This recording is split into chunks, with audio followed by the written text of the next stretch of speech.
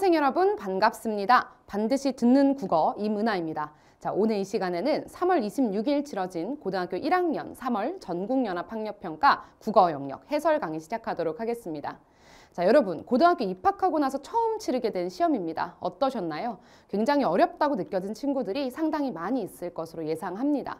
내가 공부는 했지만 실제는 완전히 다르다. 긴장감을 너무 많이 느꼈다라고 하는 친구들 분명히 있을 거고요. 시간 내에 풀지 못해서 너무 아쉬웠다. 실력 발휘를 준비한 것만큼 하지 못해서 속상했다 하는 친구들도 있었을 것입니다. 그리고 내가 실제 공부를 많이 하지 않았던, 모의고사는 그냥 나중에 대비하면 되지 뭐 하고 내신에 치중했던 친구들은 모의고사 공부를 좀 해야 되겠구나 하는 아차 싶은 그런 위기감도 좀 느꼈을 것이라고 생각합니다. 자, 그러면 이번 학평 해설 강의 시작하기에 앞서서 선생님이 수험생들이 어떤 자세를 가져야 되는지 먼저 이야기해 보도록 하겠습니다.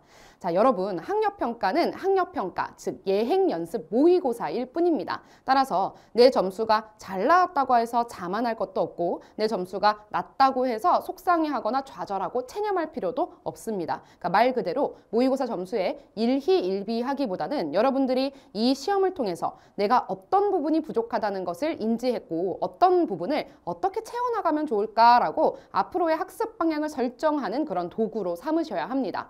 내 시험을 객관적으로 냉철하게 진단해 보시고 내가 부족한 영역, 내가 자주 틀리는 어떤 출제 유형은 어떤 패턴들이 있는지 분석한 다음에 내가 해당 영역을 효과적으로 보완하기 위해서는 이러한 방법으로 학습해 나가야 되겠다라고 하는 계획을, 그것은 여러분들만이 수립할 수 있는 것이거든요. 그런 소중한 자양분으로 삼으시고 지나간 시험에 대한 너무 많은 자책과 미련과 후회는 하지 않는 것이 좋겠습니다. 자, 두 번째로는요. 등급 컷과 난이도에 대해서 말씀을 드려볼게요. 자, 등급 컷을 지금 아직 확정이 되진 않았지만 살펴보면 작년 기출 대비 5점에서 10점 정도 떨어졌습니다. 그러니까 그만큼 시험이 어려웠다는 거겠죠. 반면에 2년 전에 치러졌던 2023년 시행된 학평과는 거의 유사한 등급 컷을 보이고 있습니다. 난이도가 아무래도 여러분이 문제 유형 자체가 낯선 친구들이 많을 테니까 조금 어렵게 느껴졌을 수가 있고요. 해당 문학 작품과 독서 지문이 좀 까다롭게 해석이 시간이 많이 요구되는 지문들이 일부 있었습니다. 그렇기 때문에 여러분들이 체감 난이도가 너무 어렵다, 시간이 부족하다라는 고민을 하는 친구들이 많을 거라고 생각해요. 첫 시험이기 때문에 당연한 현상이고요. 여러분 첫 술에 배부를 수는 없습니다. 자, 시간이 부족했던 친구들은요. 어떻게 대비를 하셔야 되냐. 여러분들이 시간이 지체되고 부족했던 원인이 무엇인지를 파악하는 게 가장 1순위로 중요합니다. 따라서 지나간 시험을 복기를 한번 해보시는 거예요. 여러분들 축구 선수나 아니면 프로게이머들이 경기가 끝나면 자기의 경기를 녹화한 걸 돌려보거나 내가 머릿속으로 회상하는 방식으로 내 경기에 잘못된 점, 내가 다음번 경기 때 고쳐야 될 점을 프로 선수들은 항상 분석합니다. 여러분들도 그런 프로 선수가 된 마음으로 나의 80분간의 시험 운용 전략에 대해서 객관적으로 메타인지를 좀 가져보시길 바랍니다. 내가 특정 문제에 고민하느라 너무 과도하게 시간을 4분, 5분 이상씩 쏟지는 않았는가. 그러느라고 뒷부분에 풀 수 있었던 문제들도 내가 기회를 놓쳐버린 건 아닐까라는 부분부터 시작해서 내가 전체적으로 그리는 속도가 조금 많이 느리구나, 독해 속도 자체에 실력을 올려야 되겠다 등등 다양한 자기의 패인이 있을 거예요. 그 패착을 분석하시고 그 패착을 극복하는 공부 방안을 수립해 나가셔야 돼요. 그런데 이때 여러분들이 조급한 마음을 가지고 단기간에 이것이 해결이 되거나 개선이 될 거라고 기대를 하게 되면요. 실망은 점점 쌓이고요. 장기적인 목표를 실현하기가 어려워집니다. 지금은 고등학교 1학년 3월 첫 학평이니까 6월 학평, 9월 학평, 그리고 11월 학평까지 약 3개월 단위로 진행되는 학력평가에서 여러분들이 부족한 점이 어떤 것들이 있었는지를 파악한 걸 개선됐는지 확인하시는 것을 목표로 하시면 됩니다. 내가 완벽한 어떠한 전략을 펼치겠다라는 어떤 과도하게 허상화된 목표에 집착하기보다는 여러분들이 어제의 나보다 2, 3개월 전에 나보다 나아지겠다는 것을 목표로 삼아서 점진적으로 시간을 단축시켜 나가는 것이 중요하고요.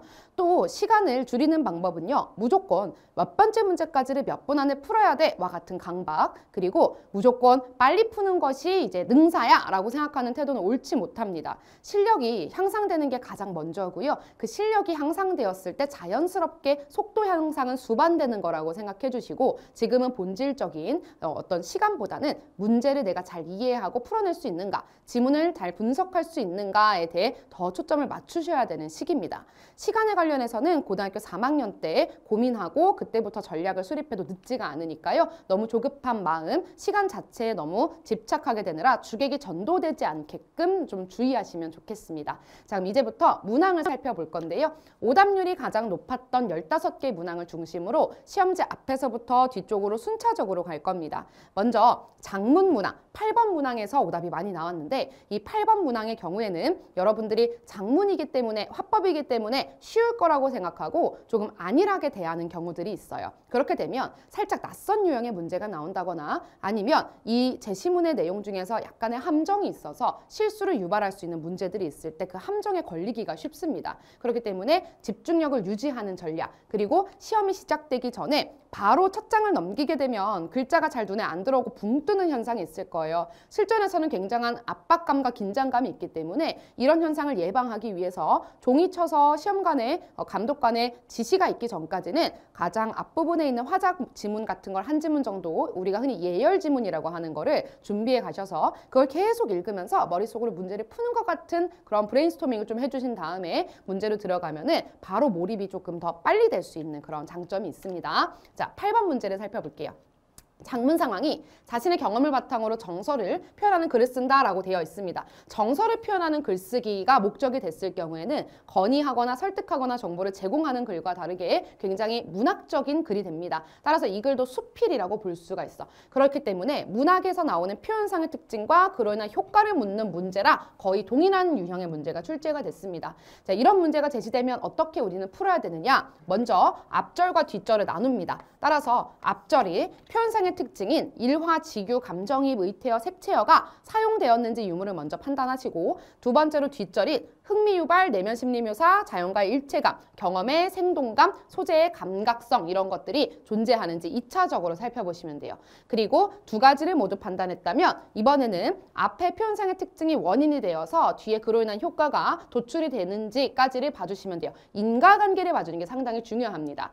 고1, 2 수준에서는 인과관계를 가지고 오답과 함정을 만드는 정도의 변별력은 잘 내지는 않아요. 하지만 여러분이 학년이 올라가고 특히 고3 문제를 풀다 보면은 앞에 감정이입도 있고 뒤에 자연과 일체감도 있는데 감정을 이입한 것은 자연과 일체감이라고 하는 주제나 내용과 이어지지 않아서 틀리는 경우들이 있습니다. 그런 것들을 대비하기 위해서는 지금 미리 올바른 문제풀이 방법을 연습하시는 게 좋겠죠. 자, 그럼 선생님과 함께 다음과 같은 내용도 살펴볼 건데 이때 선생님이 선택지에 색깔을 표현해 놨어요. 노란색으로 표시한 선지가 정답이고요. 그리고 분홍색으로 이제 색칠해 놓은 선택지가 매력적인 오답, 그리고 우리가 한번 짚어보면서 주의할 부분이 있는 선택지를 표시해 두었습니다. 여러분들이 가장 많이 선택한 선택지가 바로 4번입니다.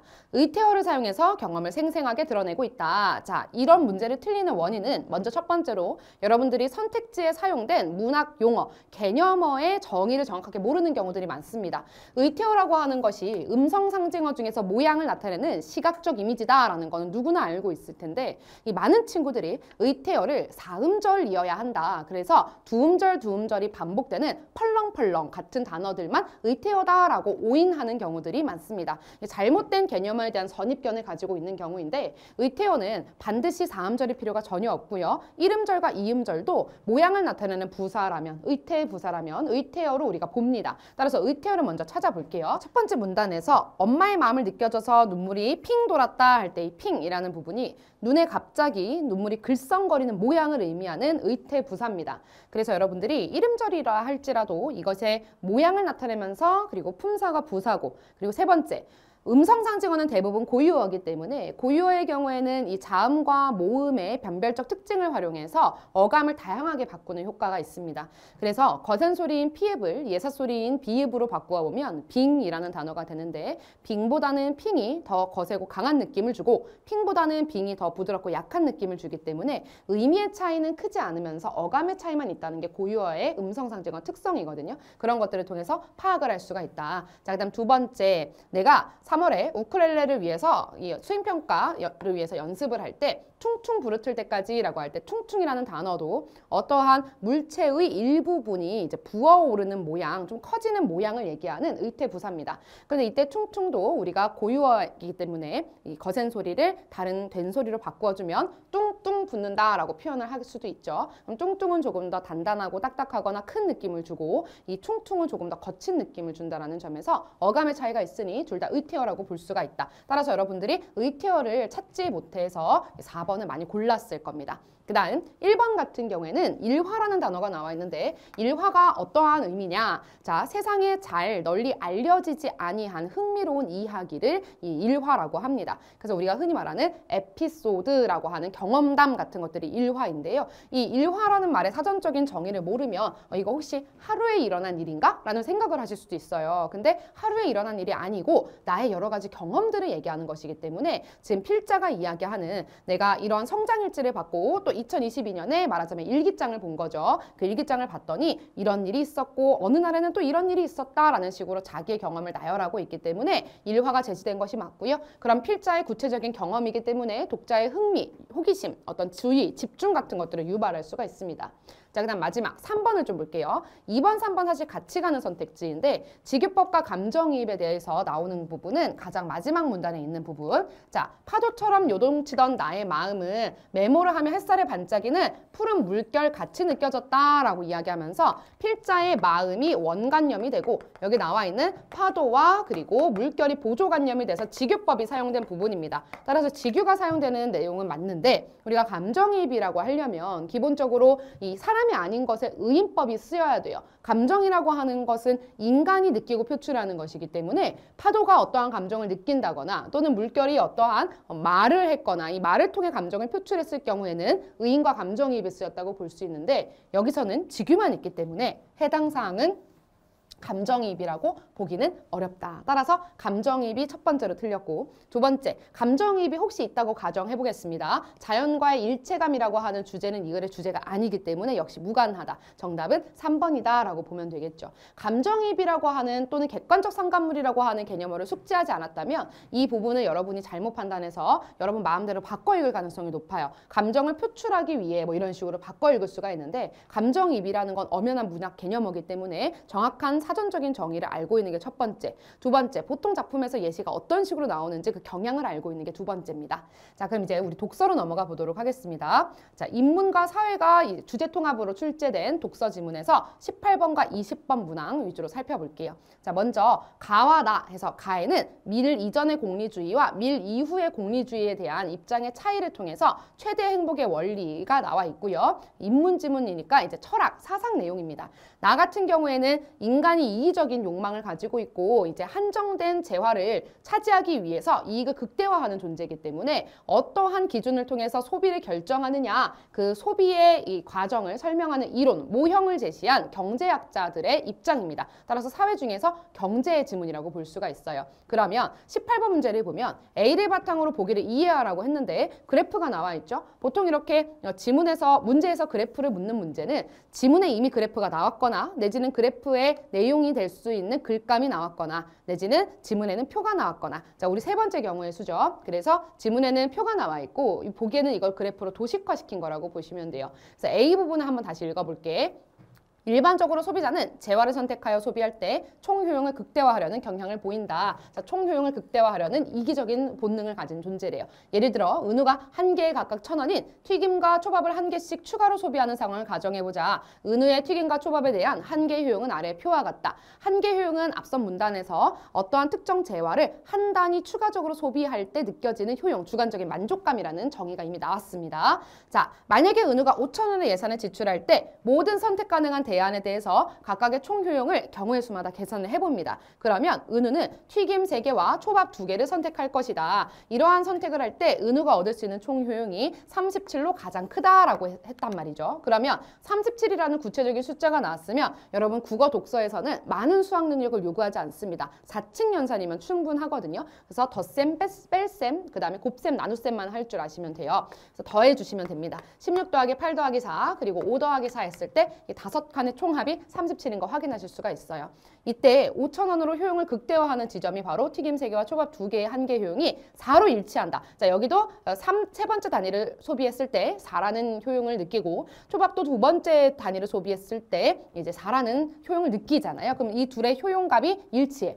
위와 차원과 같이 경제학자들은 각 상품의 화폐 단위당 한개 효용이 동일한 지점에서 소비하는 것이 가장 한정된 예산에서 합리적인 선택 방법이다라고 보았고요. 이것을 뭐라고 불렀냐? 한개 효용 균등의 법칙 같다라고 이제 불렀다는 거지. 그러면서 이 한개 효용의 방법은 여러 상품의 한개 효용이 균등해지는 지점이라고 하는 것을 이제 도출을 하는 건데 개인의 효용의 수치를 어떻게 매기느냐 개인마다 선호와 주관적인 만족도가 다를 수 있기 때문에 이 효용의 수치를 나의 주관적인 만족감이라고 하는 눈에 보이지 않는 추상적인 관념을 어떻게 수치화하느냐에 따라서 이것은 조합이 달라질 수 있다는 얘기를 하는 거죠. 자, 그러면 숫자를 미리 적어 놓을게요. 자, 16, 8, 4, 2, 1 그리고 5, 4, 3, 2, 1 순으로 각각 위가 튀김, 밑에가 초밥입니다. 자, 그러면 문제를 한번 볼게. 아래 그래프에서 A, B, C, D는 은의 소비 선택 지점이고 예산 제약선은 5,000원이다. 그래서 예산 제약선을 내 예산 한정된 재화로 구입할 수 있는 소비 선택 지점을 이은 선이다 라고 되어 있네요. 자, 1번부터 A는 5,000원의 예산으로 끊어주자. 맞죠? 2개, 3개, 총 5개 사는 거니까 총 효용을 극대화할 수 있는 소비 선택 지점이라고 하는 게 이미 지문에서 얘기했었어. 아, 얘는 초밥을 2개 먹고 그리고 튀김을 3개 먹는 것이 가장 극대화되는 효용이 극대화되는 지점이다 라고 했기 때문에 어렵지 않게 얘는 체크하실 수 있었을 거예요. 2번 소비 선택 지점이 달라진다고 가정을 해봅시다. 그러면 A에서 B로 달라지면요. 동일한 예산을 가지고 어떤 걸 2개 사고 어떤 걸 3개 살지 수량만 바뀌는 거예요. 총 예상에는 변동이 없죠. 자, 그런데 우리가 총 효용이 작아진다라고 했기 때문에 계산을 해주면 되겠죠. 그런데 B 같은 경우에는 초밥이 3개니까 5, 4, 3까지 더하면 되고 튀김은 2개니까 16, 8까지 더하면 됩니다. 그런데 계산을 굳이 해보지 않더라도 이미 우리가 지문에서 A가 최고의 효용을 극대화할 수 있는 소비 선택 지점이라는 말이 나왔기 때문에 A에서 B로 가면 당연히 총 효용은 감소하겠죠. 그렇기 때문에 2번은 틀린 선택지가 된다. 자, 3번 소비 선택 지점이 B에서 C로 달라지면 1,000원을 덜 소비하고 총 효용이 작아진다. 자, 이번에는 예산이 바뀝니다. 우리가 B에서 C로 이동하게 된다면 5개 사던 걸 총 4개만 사니까 4,000원이라는 예산을 쓰게 되겠죠. 그리고 총 효용은 개수가 작아지는 것만큼 당연히 감소할 수밖에 없게 됩니다. 4번 소비 선택 지점이 C에서 A로 달라지면 자, C에서 A로 달라지는 건 역으로 4,000원 소비하던 예산에서 5,000원으로 예산을 다 쓰는 걸 의미하는데요. 그러면 총 효용이 커진다 라고 했기 때문에 이 내용도 맞는 선택지. 자, 5번 D와 E 모두 6,000원의 예산으로 가능한 소비 선택 지점이다. 끊어주자. 그러면 D와 E 모두 총 3개씩 사는 거기, 총 6개씩 사는 거기 때문에 맞는 얘기입니다. 그래서 E는 D보다 총 효용이 크다라고 했는데 이 총 효용을 계산하기 위해서는요. 먼저 D 같은 경우에는 3개씩이니까 여기까지 더해주는 게 총 효용이 될 것입니다. 그리고 E 같은 경우에는 2개와 4개이기 때문에 초밥은 2개니까 여기까지 그리고 튀김은 4개니까 여기까지 더하는 건데 얘들아 그러면 차이가 뭐가 있냐? 자, D 같은 경우에는 우리가 총 3개니까 이 부분이 더 많다라고 우리가 효용을 체크할 수가 있고 E 같은 경우에는 4개, 2개니까 여기가 D보다 효용이 많은 지점이다 라고 우리가 계산할 수가 있어. 그러면 D가 E보다 총 효용이 1만큼 크다라고 확인할 수가 있겠지? 따라서 E는 D보다 총 효용이 크다가 틀렸고 작다라고 바꿔주셔야 됩니다. 그리고 이것을 더하는 것이 뭐 의미는 없겠지만 더해봤을 때는 각각 40과 39로 1씩 차이가 난다라고 하는 걸 확인할 수가 있습니다. 자, 이제 20번 문제를 좀 볼게. 가의 밀과 나의 경제학자의 입장에서 보기를 이해한 반응으로 적절하지 않은 것을 골라라.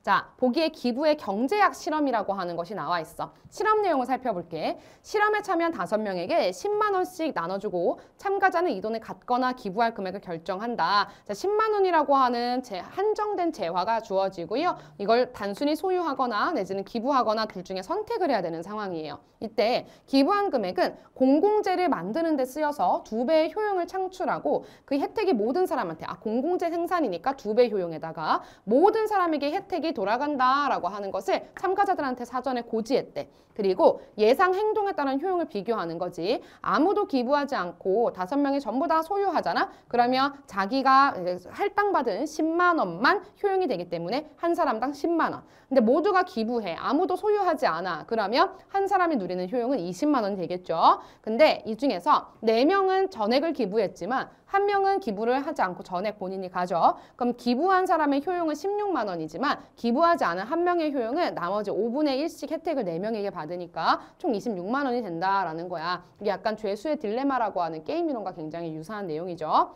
실험 결과 실험 참가자 대부분은 40에서 60% 정도 기부하였고 일부는 기부하지 않았다. 대부분은 이 정도 자기의 예산에 4만 원에서 내지는 16만 원 정도를 기부를 했대. 근데 일부는 10만 원 자기가 다 가졌다는 거야. 근데 왜 기부했느냐라고 물어보니까 난 이타적인 마음을 가지고 있고 또 기부 행위에서는 자부심을 얻을 수 있으니까 내가 기부한 거야 라고 밝혔대요. 자, 그러면 1번부터 볼게. A는 즉 밀은 기부 행위를 고등 정신 능력을 발휘해서 인간의 품위를 높일 수 있는 행위로 보겠군. 지문 내용이 그대로 나와 있죠. 적절한 선택지. 자, 2번 B는요. 한계 효용 체감의 법칙에 따라 끊어주자. 아까 지문에서 한계 효용 체감의 법칙이라고 하는 것이 재화를 추가적으로 한 단위씩 계속 이제 소비하면 이 한계 효용이라고 하는 게 일정 수준 이상으로 잘 늘어나지 않는 감소폭이 이제 증가의 감소폭이 있다라고 하는 내용이거든요.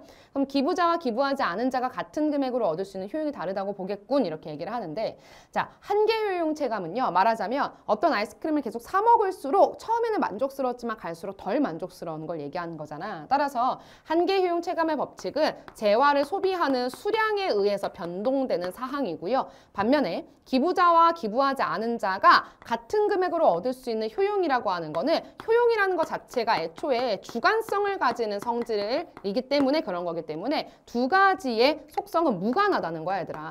자, 한계 효용은 누구나 감소하겠지, 가면 갈수록. 하지만 그 처음에 최초에 느꼈던 효용의 정도 그리고 나중에 감소하게 되는 효용의 그 수량은요. 사람마다 다르다라는 거야. 따라서 이 뒤의 내용과 앞의 내용은 연관성이 없는 내용이다. 정답은 2번이다. 자, 3번. A는 기부하지 않은 자의 행동을 양심을 위반했다라고 보겠고 B는 기부하지 않은 자가 참가자들의 예상 행동에 따른 효용을 비교해보고 합리적인 선택을 했을 거다라고 같이 중립적으로 판단하느냐 부정적으로 판단하느냐라고 하는 게 입장이 다르겠죠. 자, A는 이타적인 마음을 동료는 자신과 같이 여기는 사회적 감정으로 보았을 것이다. 자, 위에서 미리 어떤 얘기를 했냐면 지문에서 이런 양심이라고 하는 것은 사회적 감정에 의해서 촉발된다, 형성된다라는 얘기가 나옵니다. 따라서 이타적인 마음, 양심으로 볼 수 있고 이것은 사회적 감정으로 해석할 수가 있구나. B는 자부심을 기부의 결과로 얻는 주관적인 만족감. 자, 여기서 얘기하는 주관적인 만족감이 바로 효용이 되는 거잖아. 그러니까 자부심이 바로 효용이구나라는 거 확인할 수가 있겠죠. 자, A는 최대 행복을 추구하는 것이 자 최대 다수의 최대 행복이라는 공리주의 입장 나왔었죠. 그 다음 B는 주관적 누진적인 소득세를 도입하는 것이 구성원 전체의 효용을 높인다는 점에서 자, 위에서 누진적인 소득세에 대해서 소득이 높은 계층과 소득이 낮은 저소득층과 고소득층의 효용을 비교하는 내용이 지문에 나왔었어. 그래서 결국에 구성원 전체의 효용을 높이는 거구나. 그러면 기부하는 행위도 전체의 사회의 효용과 혜택을 높이려고 하는 즉 이 복리를 증진하는 행위이기 때문에 공통점이 있다라고 보는 거겠죠. 그래서 적절한 선택지가 됩니다. 그런데 4번과 5번을 이제 틀린 친구들이 꽤나 많았습니다. 그래서 이런 매력적인 오답에 좀 주의하시길 바랍니다. 자, 그럼 이제 우리 두 번째 독서 지문인 과학 지문 보도록 할게요. 그 식물의 광합성 과정에 나와 있는 32번에서 33번 내용이었습니다. 자, 먼저 32번 문제부터 보면 디귿의 원인을 추론하는 내용으로 가장 적절한 것을 골라라 라는 문항이거든. 근데 이렇게 추론하라고 하는 내용이고 또 적절한 것을 물어보는 문제가 꽤나 나오거든요. 근데 이 문제 유형을 선생님은 어떻게 접근하는 걸 추천을 드리냐면 우리가 문제를 푸는 방식의 속어법이라고 하는 걸 가장 흔하게 많이 씁니다. 이 내용을 하나하나 읽으면서 위에서 읽은 지문 내용과 대조해봤을 때 이 내용은 틀려. 이 내용은 여기가 틀렸어 하는 식으로 정답이 아닌 것을 지워나가는 방식 방식이에요. 그런데 이렇게 1대1로 대응시키는 속어법으로 풀지 마시고 해당 내용 추론하는 것으로 적절한 문제는 주관식 문제다라고 생각하고 접근하시는 게 좋습니다. 무슨 얘기냐? 이미 문제를 읽자마자 내가 지문의 디귿을 읽고 생각해 보는 거야. 디귿의 원인을 추론하라고 하면 나는 어떻게 정답을 얘기할 거지? 라는 걸 생각한 다음에 이 나의 생각과 일치하는 선택지를 고르는 방식으로 답을 찾아가셔야 되는 거예요. 자, 그래서 디귿의 원인을 한번 앞으로 넘어가서 보도록 합시다. 자, 디귿 C3 식물은 일반적인 방식으로 광합성을 하는 식물을 지칭하지 기온이 높거나 건조할 때 광합성의 효율이 저하된다는 한계가 있다. 자, 디귿의 원인을 찾으려면 디귿의 앞문장 또는 뒷문장 또는 해당 문단 전체를 읽어서 필요한 정보를 선별하는 것이 중요합니다. 자, 기온이 높거나 날씨가 건조할 때 기공을 열면, 자, 괄호 묶어볼게. 디귿의 밑줄 쳐준 범위에 똑같은 문장이 반복되고 있기 때문에 이 해당 내용 연관성이 있는 거겠지. 기공을 열면 체내 수분이 지나치게 배출되므로 식물은 기공을 열지 않는다라고 이야기해. 식물이 이 수분을 지나치게 배출되는 것을 막기 위해서 기공을 열지 않는데, 근데 이 기공을 열지 않는 것이 원인이 되어서 이로 인해 포도당의 생산이 어려워진다라고 나오거든요. 그러면 식물은 잘 생장하지 못한다가 결과가 돼. 그리고 이 포도당의 생산이 어려워진다는 것은 무엇이냐? 광합성의 효율이 저하된다는 내용하고 같은 맥락이거든요. 자, 그러면 얘들아, 우리는 이걸 이제 따져야 되는 거겠지. 그럼 도대체 기공과 기공과 포도당과 광합성의 이런 관련성은 어떤 것들이 있을까? 자, 바로 윗문단에 나와 있습니다. 우리가 흔히 C3 반응이라고 하는 것을 명반응과 암반응으로 나눴는데요. 이 암반응은 명반응에서 생성된 화학 에너지와 기공을 통해 흡수한 이산화탄소를 이용하여 두 가지를 합쳐서 우리는 포도당을 생성한다라고 하는 내용이었어요, 얘들아. 그러면 여기서 기공이 하는 역할이 무엇이냐? 흡수하는 것이 이산화탄소구나라는 걸 파악할 수가 있다고. 그럼 이산화탄소는 우리가 광합성 반응에서 꼭 필요한 요소라고 볼 수 있는데 그것을 흡수하기가 어려워지기 때문에 기공을 열지 않으면 이산화탄소 흡수가 어려워지기 때문이구나를 파악을 했어. 그러면 문제로 가서 아까 주관식처럼 접근하자고 했습니다. 자, 5번. 켈빈 회로에 사용될 수 있는 이산화탄소의 양. 이때 켈빈 회로는 암반응에서 나타나는 회로입니다. 이산화탄소 양이 줄어들기 때문이다가 답이 되는 거야. 근데 여러분들이 많은 친구들이 3번을 골랐어요. 기공을 통해서 배출되는 산소 양이 늘어나기 때문이다. 자, 바로 뒤에 문장에 뭐가 있었지? 기공을 열어 닫아, 기공을 열지 않는다, 닫는다라고 했어. 기공을 닫으면 당연히 이산화탄소 흡수도 어렵고 산소 배출도 어렵겠죠? 그렇기 때문에 적절하지 않은 문장이 된다. 자, 선생님이 이런 문제가 3번이 매력적인 오답으로 선택한 친구들이 많다라는 걸 알게 되고 어떤 생각을 자꾸 하냐면 친구들이 이 고지것대로 디귿을 물어보면 정말 디귿 한 줄만 딱 읽는구나 라는 생각을 했어. 분명히 이 디귿이 나오게 된 맥락이라는 게 있을 거기 때문에 이걸 미리 설명해 주거나 후에 설명해 주는 것이 있을 거란 말이야. 반드시 좁게는 앞뒤 문장 하나 정도, 넓게는 그 전체 문단 한두 개 정도를 꼭 읽어주시면서 원인에 관련된 힌트를 찾은 다음에 그 지문들끼리 정보끼리 연결해서 답을 도출해 내셔야 돼요. 그리고 이 내용을 읽다 보면은 다 맞는 말 같거나 관련성이 없지만 내용 일치적으로 정답이 되는 문제들도 헷갈릴 수 있거든요. 그렇기 때문에 반드시 정답을 먼저 머릿속으로 생각하시고 그 내용을 찾아 내려가는 식으로 문제를 접근하셔야 한다라는 거죠. 자, 그 다음 33번. 이거 오답률 2위의 문제였습니다. 전체 수험생의 약 70% 이상이 틀린 것으로 지금 조사가 되고 있어요. 자, C3 식물과 C4 식물의 광합성 과정을 나타낸 것이다. 이 설명으로 적절하지 않은 것을 골라라. 3점 문제죠. 근데 선생님이 얘기하고 싶은 게 있어. 여러분이 모의고사를 풀 때 특히나 지금과 같은 과학 지문 또는 어떤 기계의 작동 원리를 설명하는 기술 지문 같은 경우에는 이렇게 문제에서 해당 설명하는 줄글의 내용을 도식화시키고 그림으로 실제적으로 표현하는 경우들이 많거든요. 그럼 여러분들이 지문을 읽으실 때 바로 지문으로 들어가지 마시고 문제를 한번 스캔해 주시는 거예요. 그러면서 지금 우리가 지문에서 두 가지 식물의 어떤 과정을 비교하는 문제가 출제가 되겠구나. 그리고 하나의 특정 식물에서는 단계를 두 단계로 나누는 내용이 나오겠구나를 미리 사전에 인지하고 우리가 이따가 지문에서 반드시 A, B, C에 대한 내용을 도출해서 문제를 풀어야 되기 때문에 읽을 때부터 애초에 독해하는 시점부터 A, B, C 단계가 어디서부터 시작되고 어디서 끝나는지를 체크해 두면요. 문제풀이에 상당히 많은 도움이 됩니다. 그걸 미리 선제적으로 좀 대응을 하셨으면 좋겠어요. 자, 그러면 C3 식물과 C4 식물의 이 내용을 한번 볼게요. 자, 앞에서 뭐라고 얘기를 했냐? 자, C3 식물의 경우에는 먼저 엽육세포에서 광합성 반응이 일어난다고 돼 있는데 이때 명반응과 안반응으로 나눈다고 했지? 명반응은 우리가 빛으로 물을 분해해서 안반응에 필요한 화학 에너지를 생성한대. 이 과정에서 부산물로 산소가 발생하고요. 이때 명반응으로 발생하는 화학 에너지는 빛의 세기에 비례해서 양이 생산됩니다. 일정 수준 이상으로 빛의 세기가 강해져도 생산량이 더 증가하지는 않고 명반응 과정에서 발생하는 바로 산소, 부산물이 발생한다고 했지? 포도당을 생성하는 데 불필요하기 때문에 잎 뒤에 분포되는 기공을 열어서 산소를 배출한다. 근데 이 기공은 산소를 배출할 때도 쓰이지만 이산화탄소를 흡수하거나 체내 수분을 배출해야 될 때도 열린다라고 하면서 여기까지가 명반응에 대한 내용이야, 얘들아.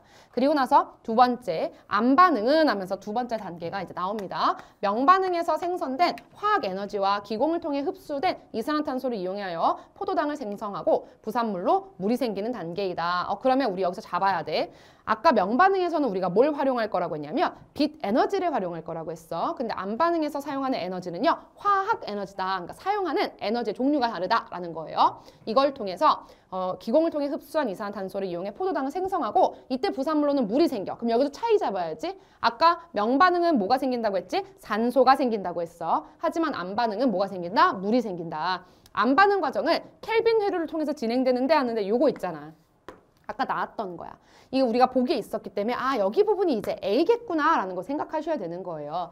자, 대기로부터 흡수된 이산화탄소는 뭐랑 결합하냐? 자, 이산화탄소 동그라미. 자, RUBP랑 결합을 한대. 이 결합은 루비스코라는 촉매를 통해서 자, 이 촉매 촉진된다라고 이야기를 하네. 자, 그러면 정촉매겠죠. 이 결합으로 세 개의 탄소가 결합한 삼탄당이 형성되고요. 자, 두 개가 합쳐지는데 그걸 빠르게 해주는 게 루비스코. 그래서 얘네 두 개 합쳐지면 삼탄당이 만들어진다. 삼탄당이 뭔데? 개념정이 세 개의 탄소가 결합해 있구나. 자, 이때 삼탄당은 화학적 변환 과정을 거쳐서 포도당을 생성하는구나. 포도당 생성에 쓰이고 남은 화합물은요, 다시 우리가 이산화탄소와 결합했던 이 RUBP로 재생되어서 이산화탄소와 결합되는 과정이 다시 진행된다. 이것은 순환이구나. 그럼 순환 과정이기 때문에 우리는 켈빈 회로라고 부른다라는 거야. 적당한 이제 환경이 갖춰져야 된다라는 내용이 나와 있어요. 자, 그러면 우리가 이걸 가지고 A에 대한 문제를 풀 수가 있다고요. 33번에 A 부분.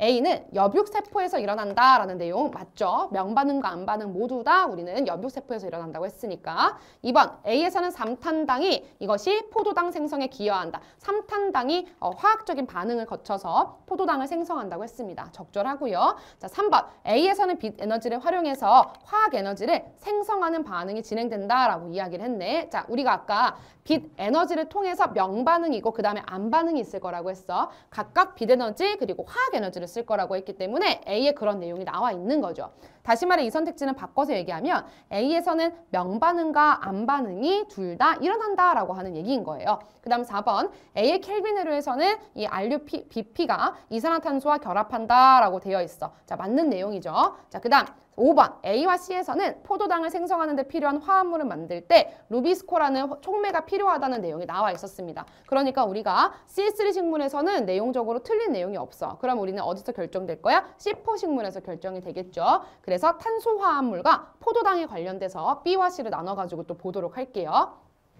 자, 그런데 이제 C3 식물의 한계 때문에 C4 식물이 진화가 이제 됐어. 그래서 두 개의 공간에서 광합성이 진행된다는 특징이 있다라고 했으니까 이 두 개의 공간 나올 때부터 이게 혹시 B랑 C가 아닐까라는 생각을 해주셔야 되는 거예요. 첫 번째 공간이 바로 엽육세포다. 여기서는 C3 식물과 같은 방식으로 명반응이 일어나는 곳이자 안반응의 첫 번째 단계로 탄소를 저장하는 역할을 하는 곳이다 라고 이야기했네. 명반응 일어나고요. 그리고 또 뭐 있어? 안반응의 첫 번째 단계가 있대. 그래서 뭘 저장하냐면 탄소를 저장하는 역할을 한대요. 이 식물의 엽육세포에는요, 이산화탄소랑 결합하는 역할을 하는 누가 존재하냐? PEP가 존재한대. 그럼 두 가지가 결합한대. 그래서 얘네들이 결합되잖아? 그러면 이번에는 3탄당이 아니고 4탄당이 생긴대요. 4개의 탄소가 포함된 화합물이라는 거지.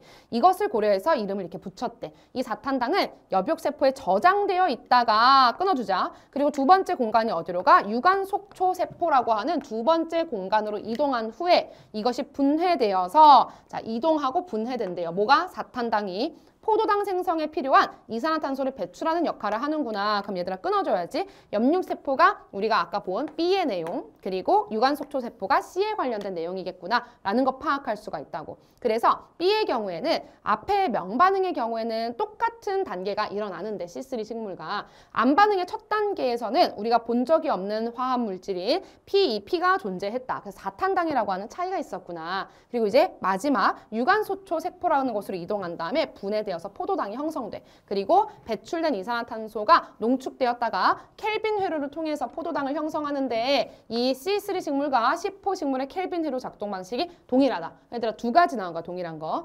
C3랑 C4가 동일한 거. 첫 번째 명반응, 그리고 두 번째 켈빈 회로의 작동 방식이 나온 거겠죠. 다른 점은 어디지? 암반응이 다르다라는 거. 그리고 광합성이 일어나는 공간의 개수가 다르다라는 거 파악할 수가 있었어. 자, 그러면 33번 문제에 자, B 부분하고 C 부분 여기가 엽육세포가 되겠고 여기는 유관속초 세포가 되는 거겠지. 그래서 여기서 일어나는 거 우리 명반응 그리고 암반응의 첫 단계 그리고 여기서는 암반응의 나머지 단계가 일어난다는 거지. 자, 1번부터 볼게요. B는 엽육세포고요. C는 유관속초세포다. 적절한 선택지고요. 그 다음 C에서는요. B에서 이동한 4탄당. 자, 아까 4탄당 만들 거라 했어. C4 식물이. 그런데 B에서 만들어졌다가 여기 저장되어 있다가 얘로 이동되면서 포도당 생성에 기여한다고 했지. 맞는 내용입니다. 자, A와 B에서 비대너지를 활용해서 자, 그러니까 다시 말해서 명반응이 진행된다라는 거야. 그래서 이것이 나중에 암반응을 또 일으키게 되는 거지. 그 다음에 4번 C의 켈빈 회로에서는 PEP가 이산화탄소랑 결합한다라고 했는데 얘들아 이 PEP가 이산화탄소랑 결합하는 내용은요. B 여기서 일어나는 거지. 명반응, 암반응의 첫 번째 단계인 B에서 일어나는 부분이고요. C에서는 뭐가 결합하냐? 똑같이 RU, PB가 결합하는 우리가 켈빈 회로라고 불렀던 과정이 진행이 된단 말이죠. 그러니까 틀렸죠. 정답은 4번. 자, 그 다음 5번.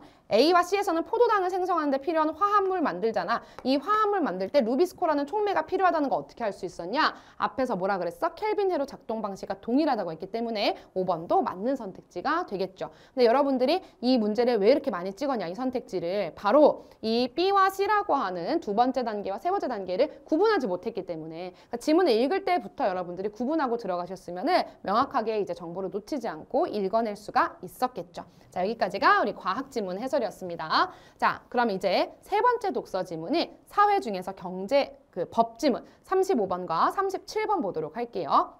자, 35번부터 보겠습니다. 윗글을 이해한 내용이니까 단순한 내용 일치, 불일치 문제입니다. 그래서 3번 어디가 틀렸냐? 자, 형사소송이라고 하는 것은 검사가 기소하면 시작된 데까지 맞아요. 지문에 그대로 나와 있어. 피해자가 변호인을 통해서 소송의 당사자로 참여한다. 자, 소송의 당사자가요. 형사소송의 경우에는 2명이거든. 검사, 공익의 대표자인 검사와 그리고 피고인이 된단 말이야. 피해자는요. 피고인과 다릅니다. 우리가 이제 피고 원고라는 용어를 이제 쓸 때에는 민사소송에서 사용을 하는데 이 가해자로 지목된 사람이 바로 피고인이란 말이야. 그래서 우리가 이 피고인이라고 하는 단어와 피해자라는 단어의 혼동을 유발할 수 있는 선택지가 바로 3번이었어요. 정답은 3번. 자, 그다음에 4번. 형사소송에서의 최종 선고형에는 범죄 종류 외에도 피고인의 상황, 그러니까 두 가지가 영향을 미칠 수가 있다는 내용이었어. 그럼 지문에서 나와 있는 내용을 좀 볼게. 최종 선고형에 어떠한 영향을 미치느냐. 자, 형사소송의 당사자가 검사와 피고인이라고 돼 있지? 자, 그래서 아까 우리가 봤던 선택지 근거를 확인할 수가 있고요. 그리고 이 부분 어떤 두 사람이 같은 종류의 범죄로 기소되었더라도 범죄 동기와 정황, 자 봐봐. 어떤 두 사람이 같은 종류의 범죄로 기소되었더라도 라고 이제 전제하는 건 뭐냐면 이 뒤에 나오는 최종 선고형이 달라질 수 있다라고 할 때 당연히 범죄의 종류에 따라서 최종 선고형은 달라진다는 걸 전제하고 있는 거야. 두 번째, 범죄 동기와 정황, 피고인과 피해자의 합의 여부 등 다양한 사항을 고려해서 같은 종류더라도 동기가 다르거나 정황이 다르면 같은 종류더라도 합의 여부가 다르면 선고형이 이제 가감될 수가 있다. 또 당연하게도 종류가 다른 범죄라면 이 최종 선고형이 달라질 수 있다라는 부분을 이야기하고 있어. 그럼 얘들아, 자, 이 뒤에 문제에서 그래서 35번에 4번 선택지 범죄의 종류도 최종 선고형에 영향을 미치지만 두 번째로는 뭐도 영향을 미치냐? 피고인의 상황, 즉 범죄의 동기 및 정황 그리고 합의 여부 같은 것들도 영향을 미칠 수 있다는 거 확인하실 수가 있죠. 그래서 정답은 4번이 아니다. 그런데 이때 이 4번을 선택한 친구들이 아마 이렇게 생각을 하셨을 거예요.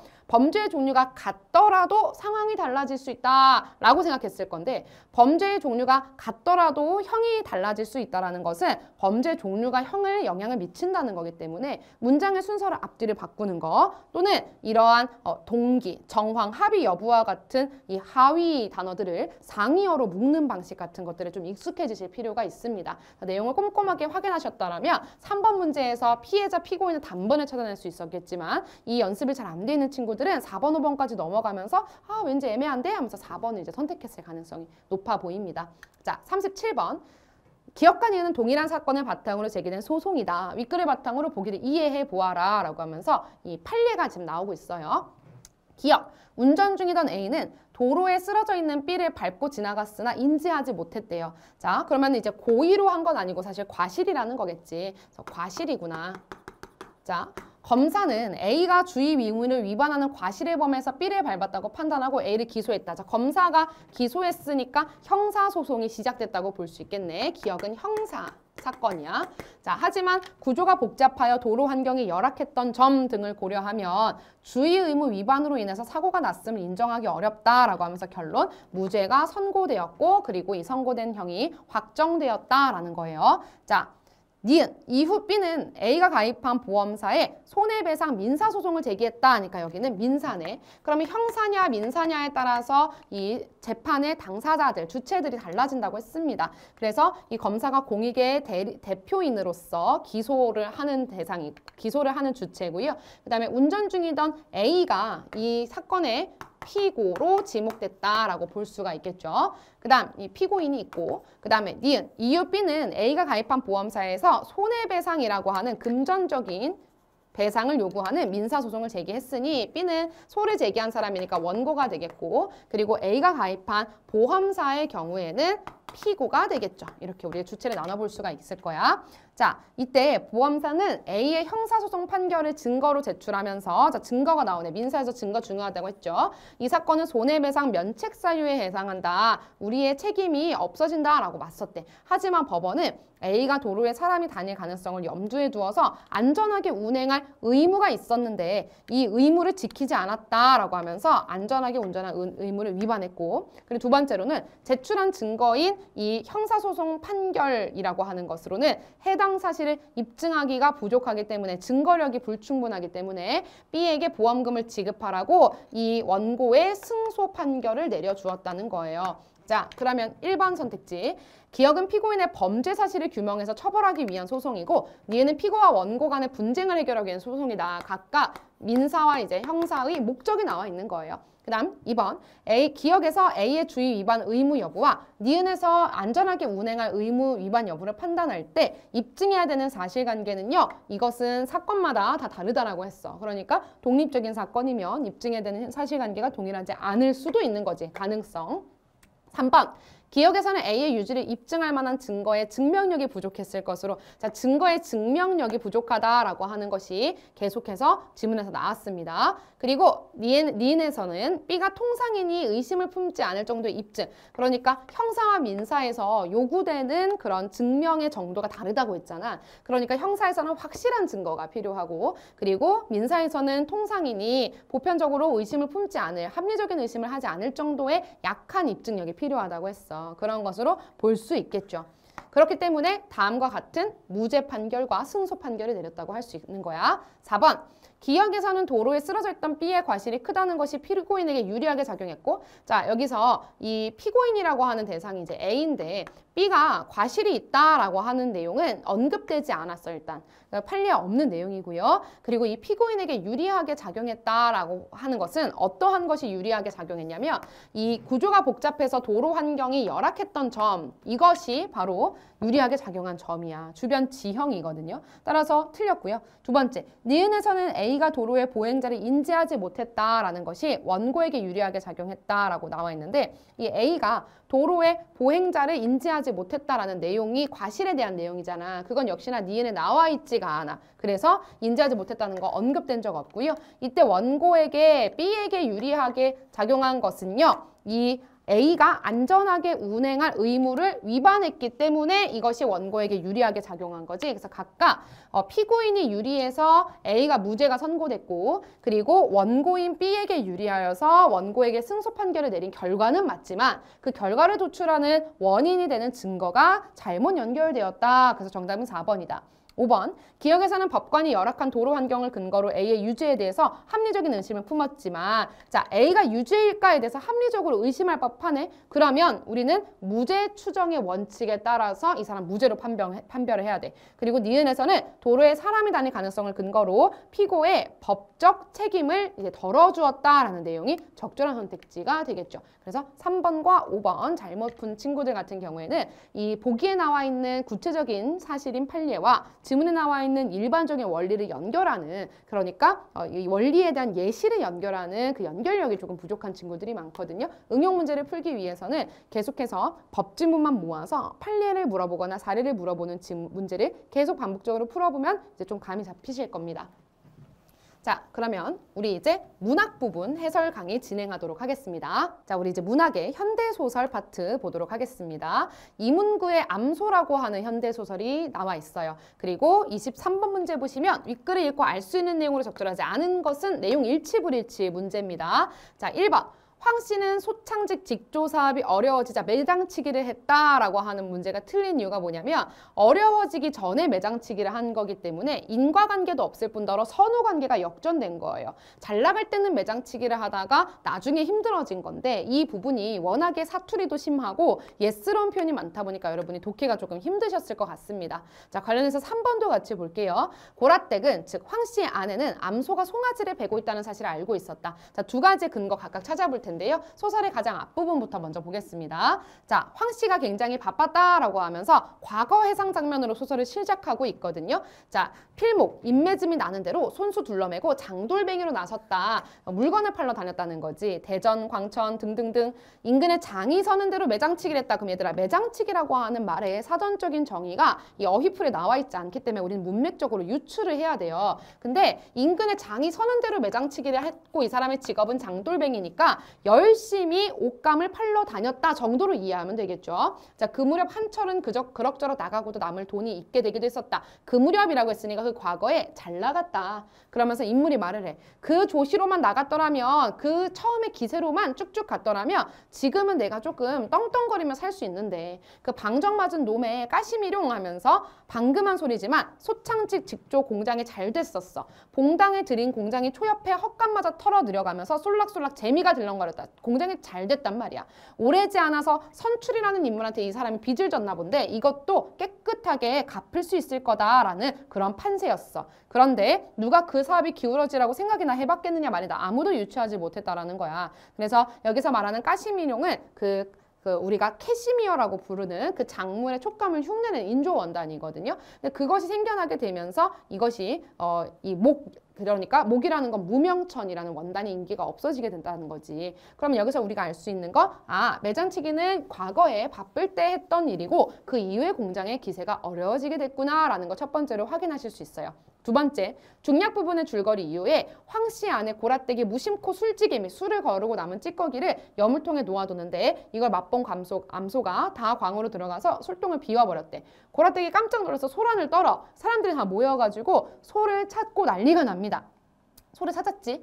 소를 찾았는데 이제 소가 탈진해 있고 뭐 황 씨가 제발 막 꾸미기를 차라리 죽는 것이 낫겠다라고 생각하면서 누군가가 이제 대책을 세워서 소를 따뜻하게 뭐 해주고 토를 시켜야 된다, 뭐 녹두를 먹여야 된다 의견이 분분해가지고 열심히 노력을 합니다. 그런데 결국에는 소가 이제 가죽만 남게 되었다. 사망하게 됐다. 소가 죽게 되었다라고 이야기를 해. 그러면서 이제 황씨가 굉장히 슬퍼하고 절망하는 부분이 나와요. 빚을 갚을 수 있는 이제 마지막 희망이자 수단이었던 소마저 이제 상실한 거니까. 근데 고라댁이 어떤 생각을 하냐면 빨리 날이 새어서 소를 이제 죽었으니까 어차피 배를 가르고 이 배 속에 있는 송아지를 꺼내면 얘를 고아가지고 남편 몸보신이나 시켜야지라고 하는 굉장히 괴이한 생각을 합니다. 근데 이러면서 모닥불에 집단을 더 얹었대. 그러면 고라댁은 이 소가 임신했다는 사실, 그러니까 아이가 이제 그 뱃속에 그 송아지가 있다라는 사실을 알고 있었기 때문에 아까 우리가 봤던 23번의 3번 선택지는 적절한 선택지가 됩니다. 그래서 여러분들이 소설을 읽을 때 이렇게 황씨, 촌사람, 고라댁, 양순이, 선출이 등등의 인물의 행동과 인물의 말을 중심으로 소설을 판단하는 것이 되게 중요해요. 그리고 24번 문제, 기억과 니은에 대한 이해로 가장 적절한 것을 골라라. 자, 기억은요, 이 황씨가 운영하는 공장에 있는 여공들이 다른 공장에 가겠다, 월급을 올려줘라 라고 이제 얘기하는 파트야. 그러면 괄호 묶어볼게요. 자신의 이익을 관철, 상대에게 설득시키고 달성하기 위해 의도적으로 갈등을 조성하고 있는 거 맞는 선택지가 되겠죠. 그 다음 2번, 자신들의 경제적인 이익을 목적으로 서로 협력하는, 그러니까 그들이 마치 노조처럼 15명이 모였기 때문에 기억에는 이러한 내용이 지금 존재하거든요. 따라서 달리라고 보기가 좀 어려울 것 같아. 그리고 기억이 인정에 호소하냐? 그렇지 않죠. 직설적으로 말하는 방식으로 노동자의 권리를 이제 요구하고 있고요. 그 다음, 기억은 현재 상황에 대한 기대감? 아니지. 지금 현재 공장이 희망이 없다. 앞으로 장래성이 없다라고 바라보고 있기 때문에 기대감이라고 보기는 어렵습니다. 자, 5번, 자신들의 노력이 수포로 돌아가자 겉과 속의 다른 모습을 보이고 있다. 자, 이 여공 직원들이 노력했다는 게 수포로 돌아가니까 표리부동한 모습을 보이고 있느냐? 그렇게 보기는 어렵습니다. 나머지 니은의 내용을 한번 볼게요.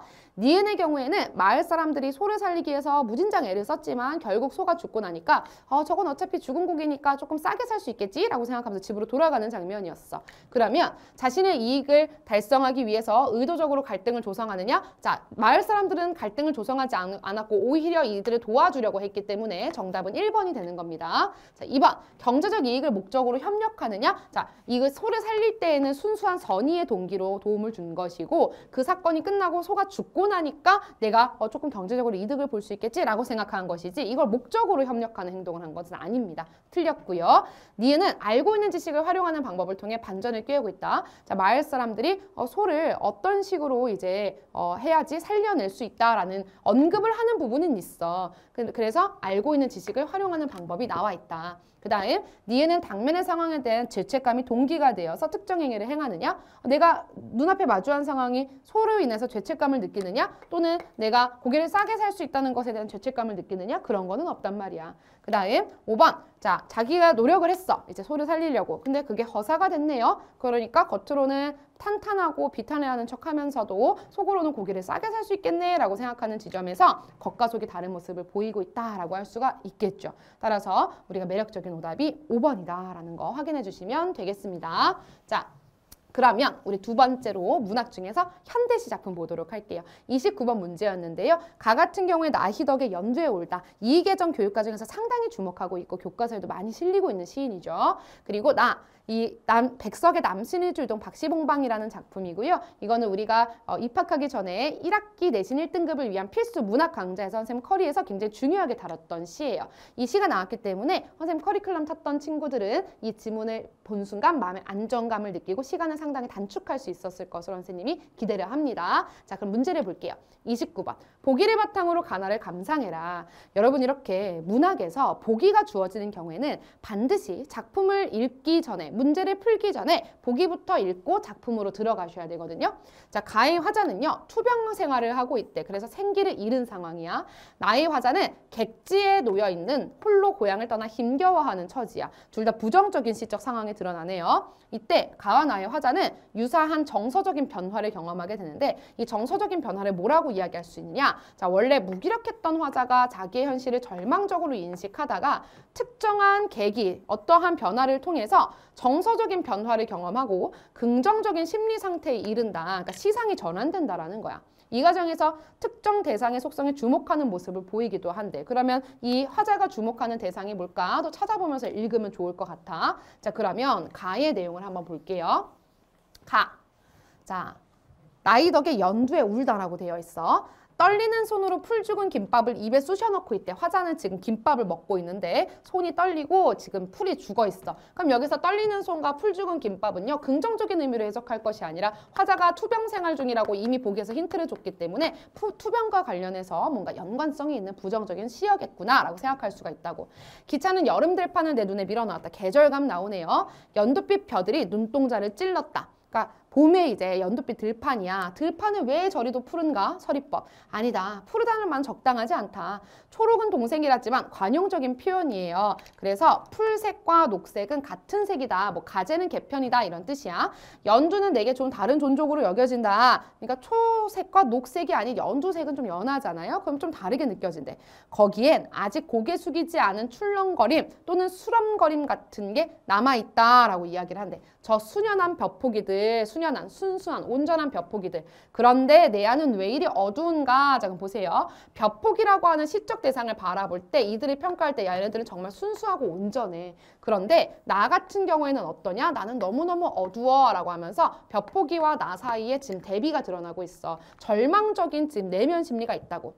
나를 빛바래게 하려고 쏟아지는 저 햇빛도, 자, 이 햇빛이 막 쏟아지는데 이게 아름답게 느껴지거나 좋은 게 아니라 얘 나를 빛을 앗아가려고 그러는 거겠지? 라고 이것이 고난과 시련으로 느껴져. 연관을 어떻게 해? 투병 생활 중이라는 거 기억하면 되겠지. 이 햇빛조차도 화자에게는 고난과 시련으로 느껴지는데 결국에 어두워지면 빛바랄 거야 라고 중얼거리며, 그러니까 비관적인 태도를 가지고 있거든. 이 햇빛이 지금은 밝지만 저거는 내 빛을 뺏어가는 거고 결국에 어두워질 거야 라고 비관적으로 중얼거리며 김밥을 4개째 삼키는 순간 갑자기 울음이 터져 나왔다라고 이야기를 하네. 그럼 여기서 울음이라고 하는 건 뭐냐면 어떠한 정서 변화를 겪은 거예요.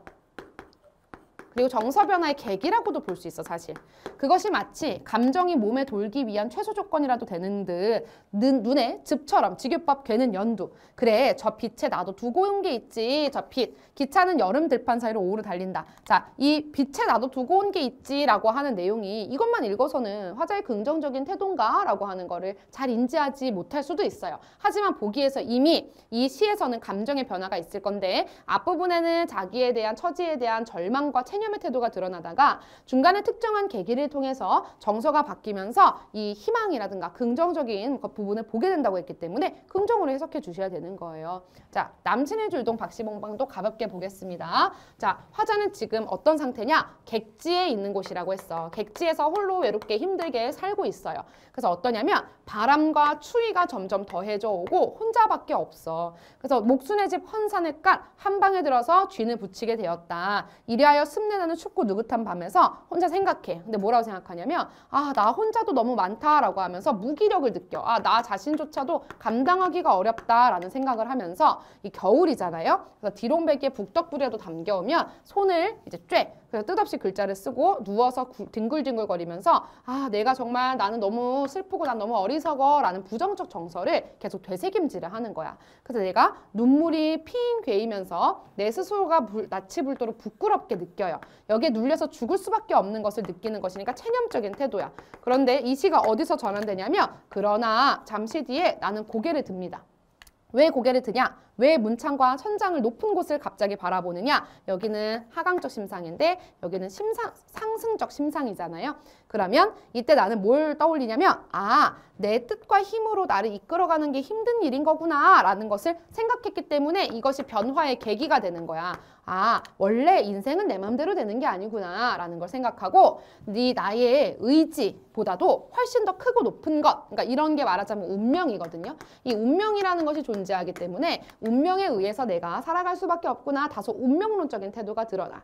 이렇게 해서 여러 날이 지납니다. 그러면 이제 계기가 있었으니까 변화가 나오겠죠? 내 마음에는 아까 얘기했던 슬픔 한탄이나 이런 것들은 점점 더 가라앉으니까 줄어들어. 그리고 나의 정서는 외로움이 남아있는 거야. 외로움도 여전히 부정적 정서라고 볼 수 있겠지? 그런데 이때 덜어 나죽손 저녁 무렵에 살랑살랑 싸랑눈이 와서 문창을 막 두드리는 그런 때가 있대. 나는 이런 저녁에는 자, 눈이 내리는 저녁이니까 이런 저녁은 시련이 더욱더 강화되는 저녁이라고 볼 수 있거든요. 춥잖아. 화로를 더 가까이 껴 무릎을 꿇어보면서 어느 먼 산 뒤쪽에 바위 옆에 따로 외로이 서서 어두운데도 불구하고 하얗게 눈을 맞을 마른 잎사에 손을 내면서 소리를 나면서 눈을 맞을 드물다는 굳고 정한 갈매나무를 생각하는 것이었다라고 이야기를 해. 근데 이 갈매나무가 화자가 집중하고 생각하는 시적 대상인데 이것이 화자의 삶의 의지를 표상하고 상징한단 말이야. 그래서 위에서 전환의 계기가 나왔어. 아, 원래 인생은 맘대로 되는 게 아니고 운명 따라가는 거구나. 그러니까 생각이 어때? 아, 그럼 내가 의연하게 이거를 받아들여야 되겠다라는 생각을 하게 된 거예요.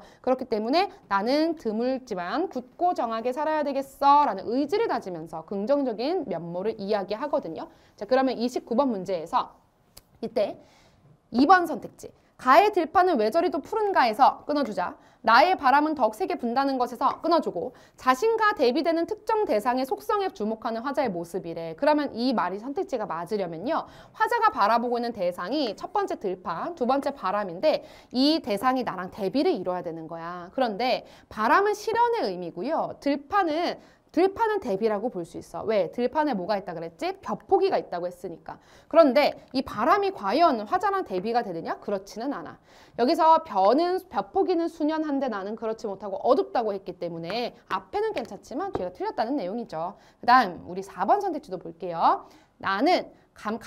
가에는 감정이 몸에 돌기 위한 최소 조건으로서 울음이 터졌다는 거. 그리고 나는 나를 이끌어가는 운명으로서의 더 크고 높은 것을 인식한 것이 바로 정서가 변화한 계기야. 그래서 울음이 터진 이후로 내가 긍정적인 생각을 하게 됐고 운명을 인식한 이후로 내가 의지를 가지게 됐다라고 하는 특징이 있었어.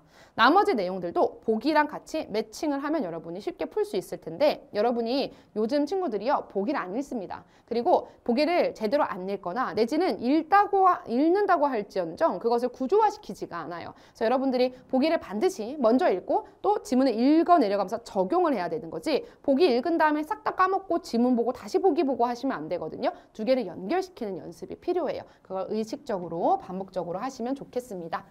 자, 그럼 이제 우리 세 번째 문학 중에서 갈래복합 지문 보도록 하겠습니다. 자, 우리 이어서 문학 갈래복합 지문 고전시가와 고전수필이 있는 39번, 40번 문제 보도록 하겠습니다. 자, 39번은 굉장히 유명한 윤선도, 조선 중기 문신의 만흥이라고 하는 연시조 일부 나와 있고요. 그리고 나 같은 경우에는 우리가 읽어봤을 때 조금 말이 어색하다라는 느낌을 받으셨을 거예요. 홍석주라는 분이 쓰신 고전수필 전간대라고 하는 작품 나와 있습니다. 자, 먼저 39번 가와 나의 공통점으로 가장 적절한 것을 골라라. 표현상의 특징과 그로 인한 효과 묻고 있으니까 당연히 앞절과 뒷절 끊어주셔야 되겠죠. 먼저 서리, 반어, 점층, 과장, 대조가 있는지를 확인해 주신 다음에 뒤에 내용 확인하고 마지막 인과관계 파악해 주시면 됩니다. 자, 서리적 표현, 의문형 종결어미를 활용했지만 청자에게 질문을 요구하는 것이 아니라 화자가 자신이 알고 있는 바를 강조해서 말하기를 서리적 표현이라고 합니다. 그리고 다섯 번째 대조적 표현. 자, 이거 두 가지 한번 찾아볼 텐데 가의 경우에 서리법이 어디 있느냐? 자, 가의 전문을 좀 분석을 해보겠습니다. 자, 연시조니까 우리가 사음보로 끊어 읽을 수가 있겠지. 산수간 바위 아래에 띠집을 짓노라 하니 자, 화자는 산과 물 사이에 있는 바위 아래에다가 띠집, 즉 초가집을 짓고자 하는 목적을 가지고 있어. 그랬더니 금오른 남들은 웃는다 한다마는 이때 웃는다는요. 고전시가에서 사용되면 이제 스마일의 의미가 아니라 비웃는다라는 표현입니다. 자, 나의 뜻을 모르는 타인들이요. 나를 비웃어. 하지만 역접이지 나는 개의치 않는다라는 내용이 뒤에 나오겠죠. 어리고 어리석고 향함의 뜻에는 향함은 여기 보면 시골뜨기, 촌뜨기라는 의미예요. 그러니까 내가 시골뜨기다. 나는 촌놈이니까 난 어리석고 촌놈이니까 라는 겸양의 표현, 겸손의 표현이 지금 제시되고 있어. 내 분인 것 같아 라고 하면서 화자의 삶의 태도가 무엇이냐면 아, 이런 띠집과 같이 소박한 집에서 살고자 하는 안분지족의 삶의 태도구나 라는 거 확인할 수가 있어. 그리고 종결함을 살펴보시면 뭐뭐 하노라 라는 건 감탄형 종결함이니까 영탄법이 되겠지. 자, 이수 가볼게. 보리밥 풋나물을 알맞게 먹은 후에 자, 화자가 먹는 밥이 보리밥. 옛날에는 쌀밥이 귀하고 비쌌잖아. 보리밥은 거칠고 아주 소박한 음식이라고 볼 수가 있어. 그럼 이때 보리밥 풋나물도 일수에 나왔던 띠집과 마찬가지로 화자의 안분지족의 삶의 태도를 나타내주는 어떤 시어라고 볼 수가 있는 거지. 그리고 나는 바위끝 물가에 실카즈는 실컷 논다라는 얘기야. 그러니까 화자는 이 자연에서 동화되어서 자연을 즐기고 있는 상태야. 그남은 여남은 일이야 불얼 줄이 있으랴 라고 하면서 이 자연에서 노는 거 말고 이 말고 다른 여남은 일들, 즉 다시 말해 속세의 일들은 내가 부러워할 줄 있겠느냐? 없다. 나는 전혀 부럽지 않다 라고 하면서 자, 종결함이 보시면 영탄 쓰였죠. 자, 여기는 의문형이지. 그렇기 때문에 여기 서리법이야. 내가 이 말고 다른 일들은 절대 부러워하지 않고 나는 지금 만족한다 라고 하는 화자의 자족감, 만족감이 드러나고 있어요.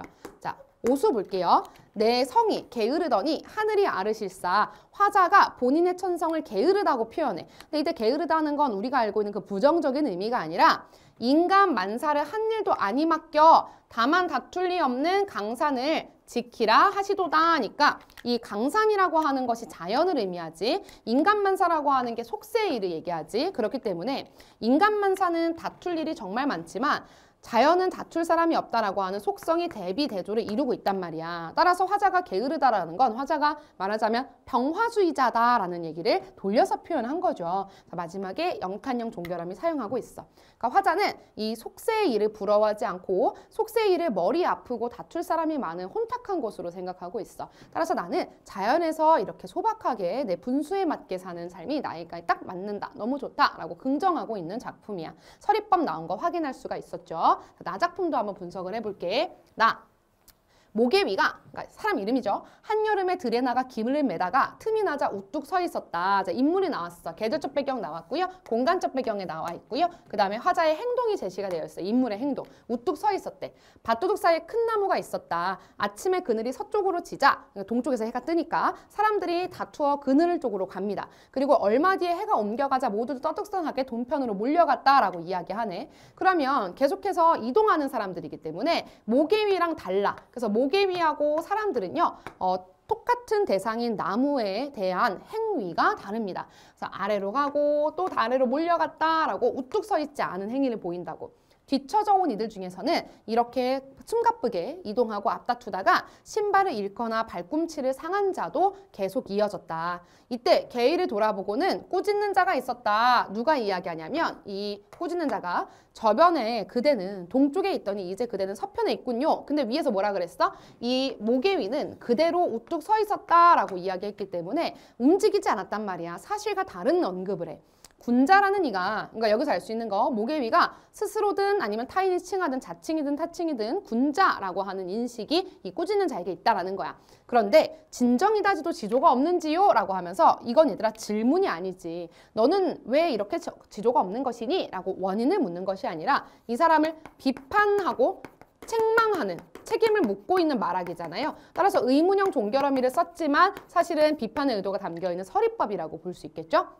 개위는 기가 막혀 웃으며 3번의 질문에도 대꾸하지 않았고 말하던 자가 비로소 움찔을 하더니 얼마 있다 말하였다. 자, 대꾸를 하지 않았다. 3번을 반복적으로 질문했는데도 그냥 웃으면서 기가 막힌 어이없는 심정만을 드러냈다는 거야. 그러자 개위의 말 때문에 깨달은 것이 아니라 이 말하던 자, 꾸짖는 자가 스스로 깨달은 거지. 그래서 다음과 같이 말해. 아, 내가 지나쳤군요. 너는 종일토록 가만히 서 있었다. 너의 자리는 변하지 않았다. 라고 아까 말했던 문장과 정반대 내용을 얘기하죠.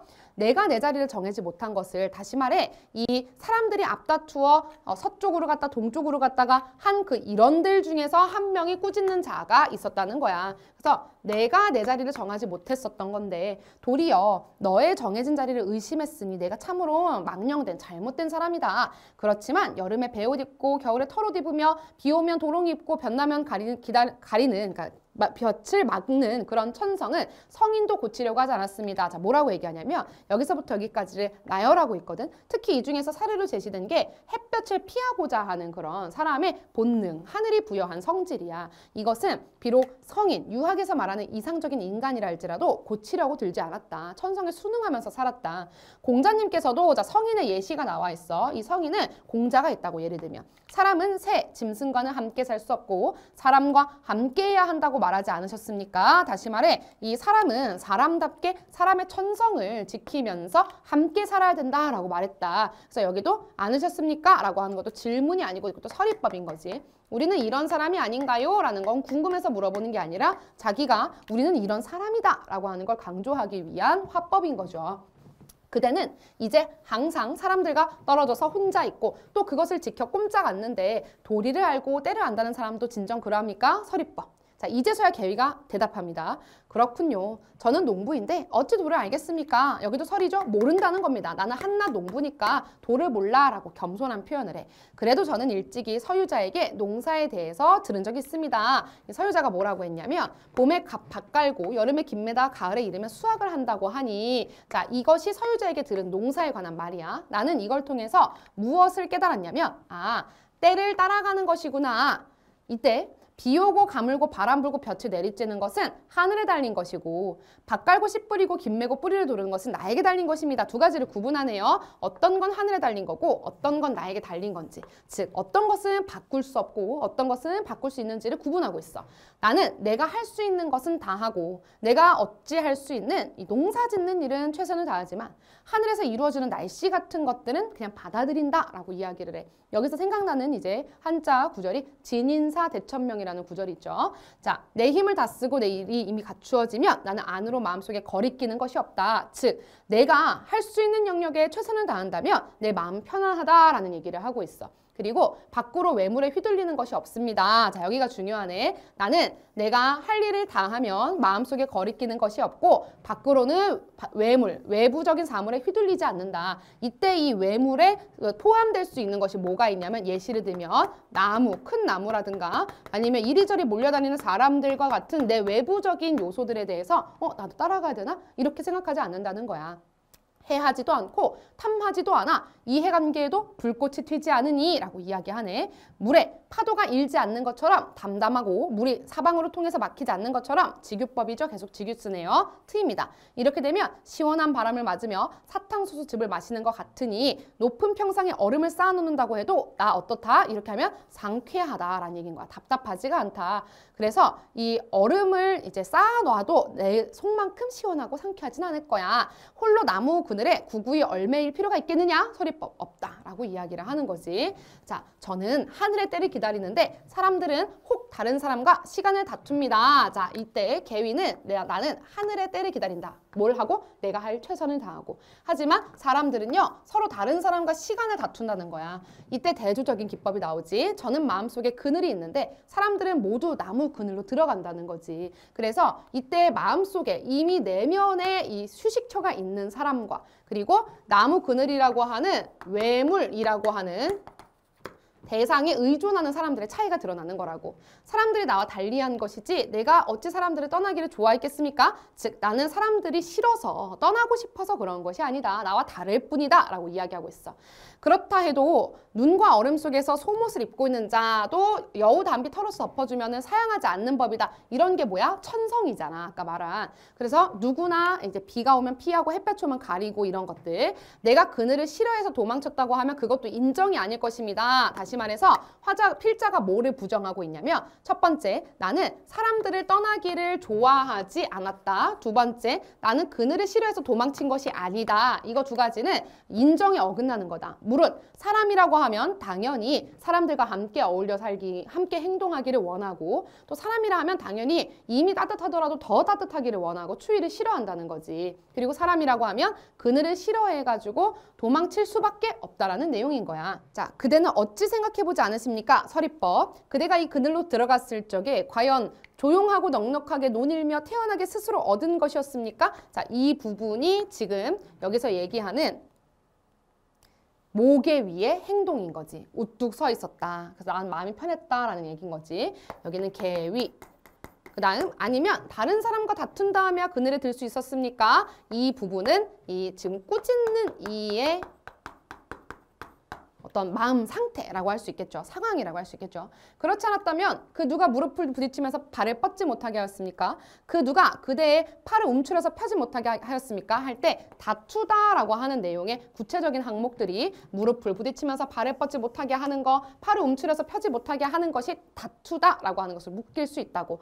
누가 그대에게 한 발자국 남짓한 자리를 마음대로 차지하지 못하게 해서 철장 속에 갇힌 원숭이처럼 직유법 답답하게 만들었냐? 그 누가 그대와 사람이 서로 꺼리게 해서 도적을 보듯 흘겨보며 지규법 행여 한 사람이라도 나가서 내 자리를 너르게 하여 주기를 바라게 했습니까? 하는 것들이 바로 다른 사람들과 다투는 것을 얘기하는 거야. 너를 성찰해봐라 라는 거지. 자, 이렇게 하여 그늘에 들어가는 것은 차라리 뜨거운 햇볕 아래 홀로 서 있는 것만도 못합니다. 그대는 말하지 마십시오. 저는 다시 김을 매야겠습니다. 이때 물어봤던 사람이 머리를 숙였고 부끄러운 햇빛이었다. 즉 목에 의해 말을 듣고 생각의 변화가 생겨났다라는 것이죠. 자, 그러면 이제 문제를 보자면 39번에 서리법 나와 있습니다. 그래서 서리법을 통해 내가 생각하는 올바른 삶의 태도를 두 화자 다 강조하고 있으니 정답은 1번이고요. 5번에 보면요. 대조적 표현을 활용했다. 자, 이때 가에도 자연과 속세와의 대조가 있고 나에도 목에 의한 다른 사람들 간의 대조가 있어. 그래서 대조는 맞아. 그런데 얘들아, 자연 친화적 태도가요. 만응에는 나오죠. 그래서 만응의 안분지족이 대조를 통해서 연결된다고 볼 수 있거든. 나는 속세를 싫어하고 등지고 자연에 가까이 살고 싶다라는 것이 인과관계가 성립이 돼. 그런데 우리 나 작품에서는요. 자연 친화적 태도라고 보기는 어렵습니다. 여러분, 자연 친화적 태도하고 무엇은 다르냐면 자연의 섭리에 다시 말해 순리대로 순응하는 삶은 달라요. 그래서 자연의 친화적인 태도가 아니라 여기서 자연을 자꾸 얘기하고 나무를 이야기하는 것은 내가 이러한 자연의 섭리에 순응하면서 하늘의 뜻을 맡긴 채 살아간다는 얘기인 거지, 자연에 친화적으로 도시랑 대비되고 인간 세상과 대비되는 곳으로 이상향으로 설정한 것은 아니거든요. 그렇기 때문에 5번 선택지가 정답이 될 수가 없다라는 거죠. 주의하시면 좋겠습니다. 자, 그럼 40번 문제도 볼게요. 기억과 니은에 대한 이해로 가장 적절한 것을 골라라. 자, 둘 다 웃는 행위야. 그런데 기억에서는 내 뜻을 모르는, 내가 안분지족하고자 하는 뜻을 모르는 남들이 에게 너 왜 굳이 그렇게 산수관에 조금만 띠집을 지어라고 비웃는다라는 것을 얘기하는 거거든. 그러면 줏대 없는 행위에 대한 비판적 태도가 담겨 있다. 자, 먼저 줏대 없는 행위라고 보기 어렵고요. 여기에 대해서 남들이 비판한다라는 것이 연결이 되지 않아요. 자, 인과관계가 연결돼서 해당 내용에 대한 비판이어야 되기 때문에 기억은 틀리다. 자, 2번, 기억에는 일반적이지 않은 행위에 대해서 비하한다. 푹 하고 비웃는 거잖아. 왜 그렇게 산골짜기에 들어가가지고 소박한 삶을 자처하느냐에 대해서 일반적이지 않다. 속세에서 추구하는 가치랑 다르다라는 뜻이잖아요. 그래서 기억에 대해서는 적절합니다. 그 다음, 공감할 수 없는 행위에 대한 부정적 태도가 담겨 있다. 남들이 비웃는 거죠. 그 다음 4번 매력적인 오답인데요. 자신을 평가하는 행위에 대한 냉소적 태도가 담겨 있다. 근데 이거를 맞다고 생각한 친구들이 많았을 거야. 왜냐면 이 필자를 타인들이 비웃게 평가를 했잖아요. 비웃는 평가를. 근데 필자는 거기에 신경 쓰지 않았어. 근데 얘들아, 신경 쓰지 않은 것과 냉소적 태도는 다른 거예요. 냉소는 차갑게 비웃는 것을 얘기해. 이 시의 만흥의 화자는요. 자기를 비웃는 사람들에 대해서 차갑게 비웃거나 다시 이제 되갚아주는 행위를 하고 있지 않거든요. 그래서 첫 번째 틀리고요. 두 번째, 더 주의할 점. 이때 비웃는다는 자신을 평가하는 행위 자체만을 보여주고 있는 거지, 이 타인들이 나를 평가하는 행위에 대해서 내가 어떠한 반응을 보이고 있는지는, 이건 화자의 반응, 화자의 태도잖아요. 이것은 종장에 나와. 그래서 종장에 보시면 어리고 향암의 뜻에는 내 분인가 하노라. 즉 나는 안분지족이니까 신경 안 써 라는 화자의 반응은 종장에 나와 있는 거고, 니은은 기억은 웃는다만 나와 있기 때문에 해당 내용을 포괄할 수가 없게 되는 거죠. 그 다음 5번, 열등감을 숨기려는 행위에 대한 이런 질책의 의도가 담겨 있다. 무관합니다. 자, 니은. 이 모개위를 꾸짖는 화자에 대해서 이제 어이없음을 드러내는 기가 찬 웃음이었지. 그래서 염치 없는 말에 대해서 왜 저렇게 사실과 다른 얘기를 할까? 비판적 태도로 볼 수 있습니다. 자, 니은에는 원망하는 말. 자, 원망하는 말이 나와 있지는 않아. 꾸짖는 말에 가까운 거지. 자, 니은에는 이치에 맞지 않는 말. 이 궤변에 대한 부정적 태도. 정답은 3번이겠네. 그 다음, 자신을 조롱하는 말에 대해서 냉소적 태도라고 볼 수 있겠죠. 자, 선입견을 지니고 있는 말에 대해서, 자, 이 선입견이라고 하는 것이 뭐 예를 들어 군자라고 하면은 뭐 무릇 이래야 되지 않느냐라는 얘기를 통해서 봤을 때는 니은이 맞다고 판단할 수도 있겠어. 하지만 이때 이 니은의 묻는다의 핵심이 무엇이냐면 나에 대한 말을 사실과 다른 말을 했기 때문에 그게 기가 차서 웃는 거거든. 그래서 선입견하고 조금 무관하다고 볼 수 있겠다. 그래서 정답은 3번이 된다라는 내용인 거죠. 자, 그럼 우리 이제 마지막으로 여러분이 아마 가장 어렵게 느꼈을 문학 중에 고전소설 43번부터 45번까지 전문항 보도록 하겠습니다. 자, 해석을 한번 해볼 텐데요. 이렇게 우리가 보기가 있는 경우에는 반드시 보기를 먼저 읽고 나서 지문으로 오자고 했기 때문에 보기 구조화를 한번 해볼게요. 45번 쌍주기연이라는 작품은 서천흥이, 자, 서천흥 동그라미 주인공이겠네 라고 유추할 수 있겠죠. 천자 중심의 위계 질서를 회복하고 충효의 가치를 구현하는 내용의 영웅소설이야. 즉 영웅 이름이 성씨는 서, 이름은 천흥인데 두 가지의 내용이 중심을 이룬대. 첫 번째, 천자 중심의 위계 질서를 회복하는구나. 그리고 이때 천자라는 말을 통해서 이 소설의 시대적 배경이, 그러니까 공간적 배경이 중국이라는 국가를 배경으로 하고 있겠구나라는 거 파악할 수가 있어. 두 번째, 충효의 가치를 구현하는구나. 유교적 가치가 나오네요. 근데 이 작품의 인물들은요, 전형적인 영웅소설과는 다른 행동 양상을 보인대. 그러니까 전형적이지 않고 조금 개성적인 면모가 있다는 거야. 특이한 면모. 그것이 무엇이냐? 예를 들면 자, 동그라미 1번 영웅과 적대국 인물이 충효의 가치를 각자의 방식으로 구현하는 것. 다시 말해 서천흥도 충효를 구현하고 적대국 인물이, 적대국이 누군지 모르겠지만 이 적대국 사람이 똑같이 충효의 가치를 자기 스타일대로 구현하는 것이 나오고요. 그 다음 두 번째, 적대국 인물의 영웅의 효 실천에 일조하는 것. 즉 적대국 인물이 서천흥이 효를 실천할 수 있게 도와준다는 거. 그다음 마지막 세 번째, 위기 상황에서 적대국 인물들 간의 현실 대응 태도가 달라. 그러니까 적대국 인물끼리는 한 편인데 위기 상황을 어떻게 대응할 거에 대한 서로의 접근 방법이 다르다는 얘기겠죠. 이 세 가지를 잡고 한번 읽어보도록 하겠습니다. 자, 그리고 고전소설을 읽기 전에는 반드시 제목을 먼저 봐주시면 되는데 쌍주기연에서 보통 여기에는 인물 이름이 나와요. 근데 여기서는 지금 이미 보기에서 누가 주인공인지를 줬기 때문에 우리 읽어 내려가면서 한번 체크를 해볼게. 제후국인 남만국이 명나라 변방을 침범한 상태야. 그러자 천자는 이를 해결하기 위해라고 하는데 이때 선생님이 천자에다가 밑줄 칠 거고요. 이 천자는 명나라의 천자를 얘기하는 거잖아. 그러면 이 제후국이라고 하는 게, 제후라는 것이 이 어떤 왕이 중앙 집권 권력이 있을 때 이것을 나의 권력의 대리자로서 제후국의 이제 그 제후의 자리에 봉하는 거, 후작의 자리에 봉하는 걸 제후국이라고 하잖아요. 그러니까 이 남만국이 명나라를 침범했다라는 것은 천자 중심의 위계 질서가 무너진 상황인 거야. 그래서 위계 질서가 붕괴가 된 거지. 근데 이 무너진 위계 질서를 누가 다시 바로 잡을 거냐면 주인공인 서천흥이 그렇게 할 거라는 거지. 자, 이때 제후국인 남만국이 침범을 했기 때문에 남만국의 세모를 칠 거고요. 이 남만국이 적대국이 되는 거죠, 얘들아. 그래서 이를 해결하기 위해서 서경이라는 사람을 남만국의 안문사로 파견한다라고 나와 있는데 이때 서씨가 나왔잖아. 그럼 우리가 주인공이 서천흥이라는 게 이미 보기에 나왔으니까 이 사람은 서천흥일 수도 있고, 왜냐면 부르는 지칭이 고전소설에서는 지칭과 호칭어가 다양하거든요. 관직명으로 부를 수도 있고 친족어로 부를 수도 있고 여러 가지가 있단 말이야. 그렇거나 또는 이 사람의 아들이거나 아버지일 가능성이 높은 거거든요. 그때 서경이 사신으로 떠난 후에 남만국에 잡혀 돌아오지 않자 그의 아들 서천흥은 하잖아요. 그러니까 서천흥이 남자 주인공이야. 영웅이 되는 거죠. 여기 동그라미를 쳐보고 이 서천흥의 지금 아빠가 서경이 되는 거지. 이 서경. 근데 이 서경이라는 사람은 어떤 특성을 가지고 있냐? 자, 안무사라고 하는 직급으로 사신으로 떠났다라고 하는 정보가 나왔어. 그럼 얘들아, 이 뒤에서 혹시 서경이라는 이름을 언급하지 않고 안무사라고 하거나 서안무사라고만 지칭을 하더라도 서경이다. 그리고 이 사람은 서천흥의 아버지다라는 우리가 인물 관계를 알고 있어야 되는 거야. 이때 서천흥은 아버지를 구하고 국난을 해결하기 위해 대원수로 출정한다. 그럼 이 아들이 군사를 통솔하는 대원수라는 직책이 되었네요. 이때 남만의 태자는, 남만이 아까 뭐라 그랬어? 이게 얘네들이 반란을 일으켰다라고 했잖아. 그래서 적대국이라고 했지. 적대국의 왕자가 있네. 걔가 이제 태자야.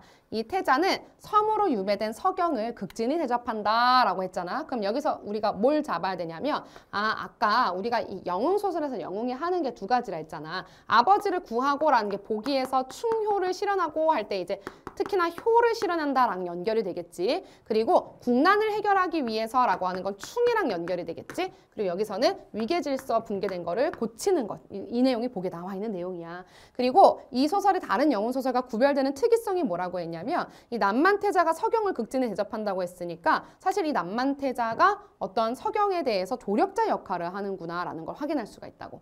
어느 날 태자가 근심하는 빛이 얼굴에 가득하여 말했다. 태자.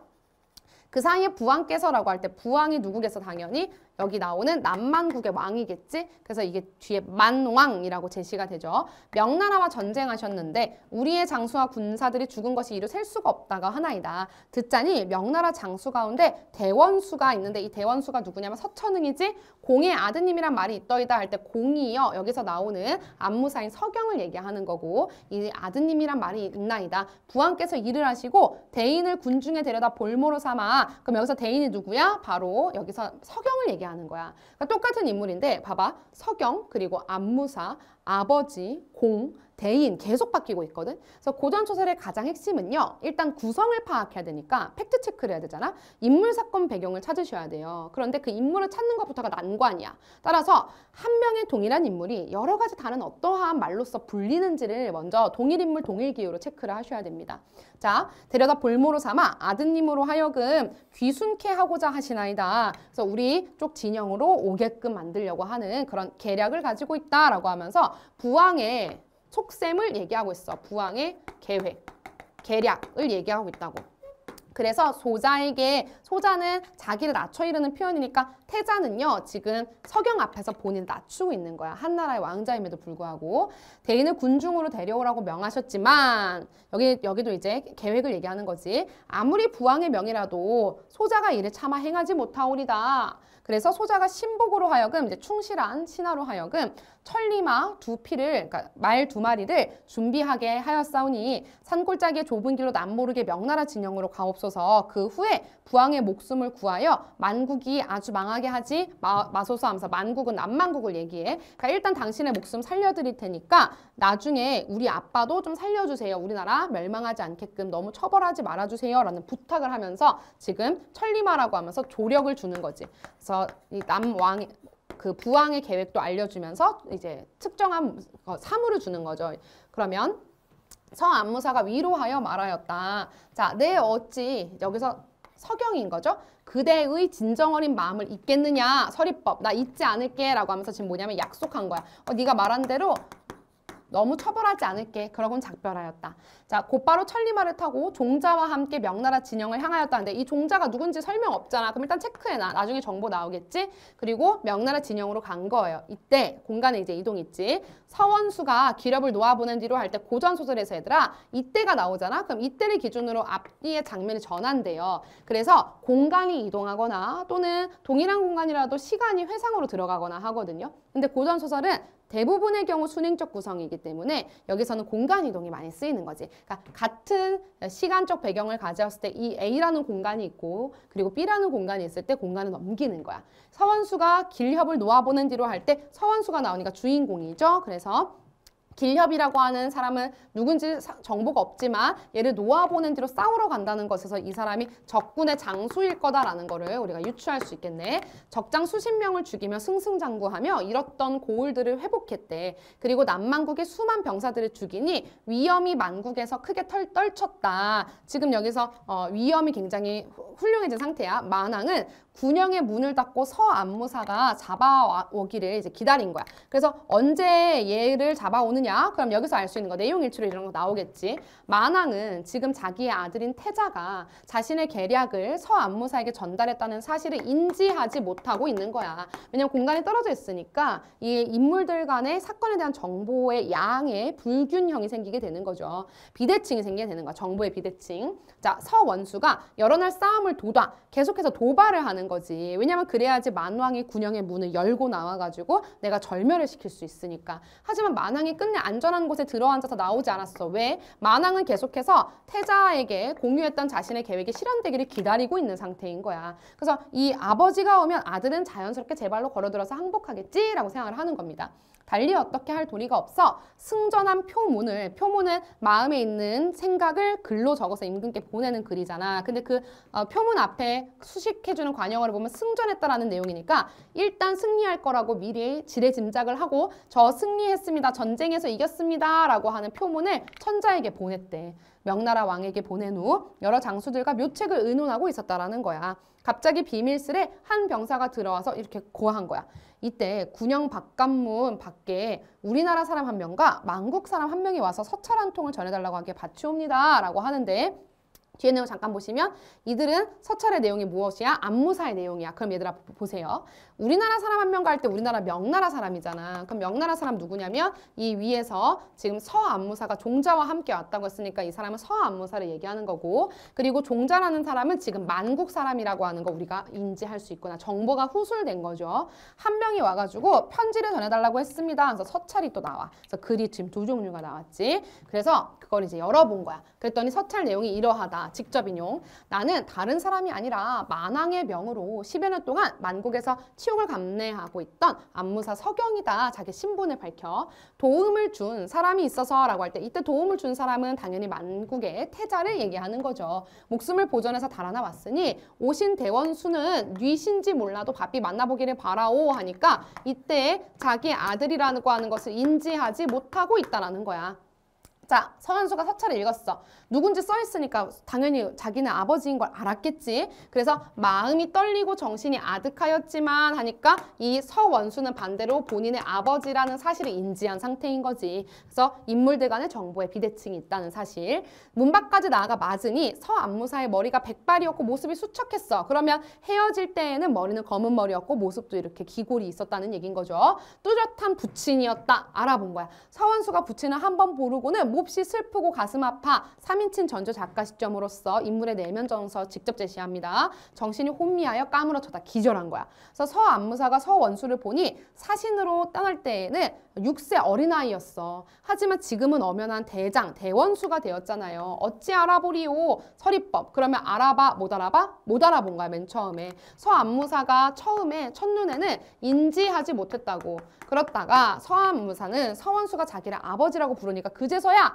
아, 내가 아버지인가 보구나 라고 느끼고 통곡을 했대. 그리고 서원수를 안아보니까 얘가 숨을 안 쉬어, 기절해서. 그래서 크게 놀라고 주물러. 그래서 서안무사가 위로하면서 살아서 서로 만났으니 너무 기뻐. 정서 표출. 하지만 이롭지 못한 시름과 슬픔을 드러내지 말거라. 그러니까 사내 대장부라면 그런 감정을 좀 숨겨야 되지 않겠느냐. 야, 기절하는 건 좀 오버 아니냐? 이렇게 얘기를 하는 거예요.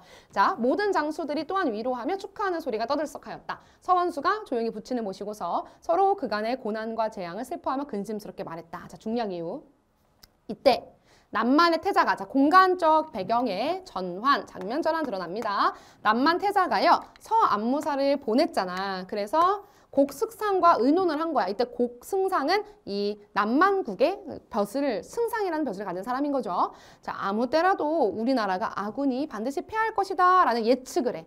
서원수는 장수로서의 지력이 어떠냐면 손무오기와 제갈량의 버금가오 하면서 다른 인물을 고사를 인용해가지고 이 인물의 능력을 표출하고 있어. 자, 까마귀가 모인 것 같은 병졸로서 어찌 당할 수 있으리라고, 그러니까 오합지졸이라는 거지. 본인들의 군사는. 이 아군은 오합지졸이기 때문에 어떻게 감히 서원수를 감당하겠느냐, 서리법. 이 때문에 서안무사를 살려보내어 은혜를 끝인 것이라오 라고 하면서 여기에 뭐가 나오냐면 아, 이렇게 서안무사를 살려보낸 행동에 원인이 나오는 거야. 그래서 여기에 인과관계가 나오는 거지. 그래서 행위의 결과와 그것의 원인, 즉 이유가 나오게 되는 거예요. 어차피 지고 나서 나중에 우리가 패망하는 것보다는 미리 서안무사를 살려줘서 우리가 은혜를 갚을 수 있는 여지를 만들어 놓자라는 얘기예요.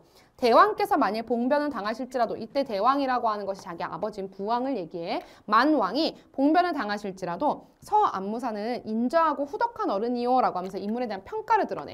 아, 이 사람을 되게 공경했잖아요. 서원수는 충성하고 효성스러운 군자이니까 필시 구하여 줄 것이오. 누구를? 우리 아빠를 구해줄 거다, 대왕을. 경과 함께 여기서 얘기하는 곡승상인 경입니다. 신하. 당신과 함께 나아가 부왕께 우리 아버지한테 귀신하시도록 간하여 보사이다. 좀 요청해 봅시다. 그러고서 명나라의 군영을 향해 떠나. 도중에 패잔군을 만났어. 그래서 우리 아빠가 사로잡혔다는 걸 알게 된 거야. 그래서 태자가 목을 놓아서 슬프게 울면서 말하는 거지. 그럼 봐봐. 아까 우리가 인물들이 각자의 방식으로 충과 효를 실현할 거라고 했어. 근데 여기서 이 태자가 충과 효를 실현하는 방식은 나라를 아주 망하게 하지 않는 것, 그리고 아버지의 목숨을 구할 수 있는 방식으로 서무 안무사를 살려준 거거든요. 그건 자기 나름 딴에 효를 실천한 거란 말이야. 자, 태자가 목나 슬프게 울면서 이렇게 말한 거야. 부왕께서 내 말을 듣지 않으시더니 이 봉변을 당하신 것은 국운이 불행함이로다 라고 하면서 나라의 운을 이제 탓해. 급히 길을 재촉해 명나라 군영에 다다르자 태자가 위옷 한쪽을 벗고 등에 형장을 진 채로 손가락을 깨물어 항복 문서, 항서라고 하죠. 그거를 쓰고서 통곡하였다. 명나라의 선봉궁대가 태자를 잡아 중군에 아뢰니 서원수가 명을 내려서 야 태자를 진중으로 들여라 라고 했어. 태자가 코를 땅에 대고 엉금엉금 무릎으로 기어가 항복 문서를 올려서 굴욕적이죠. 서원수가 항복 문서를 받고는 태자가 붙인 서안무사를 후하게 대접한 은혜를 생각하는 거야. 그랬더니 어찌 감격하지 않으리요? 서리법 감격할 수밖에 없다. 군사에게 명해서 큰 칼과 옥새를 빼앗고 장마 나간으로 불러 올리니 태자가 2번 절하며 이렇게 말해. 자, 우리 아버지의 죄는요 마땅히 면치 못해. 하지만 부왕의 본심이 아니다. 이거는 우리 아빠가 정말 역모를 꾀하고 막 이런 게 아니라 간신의 충동질에 말미암은 것이다 라고 아버지를 변호해줘. 원수는 다시 살려주는 은혜를 내리고자 천자께 아래요. 이때 천자라고 하는 거는 명나라의 왕을 얘기하는 거지. 우리 아버지 목숨을 좀 살려주시면 대대로 이 황제의 은혜에 감사하고 또 원수의 덕을 잊지 않겠습니다 라는 약속을 해. 이렇게 말하면 막 울어.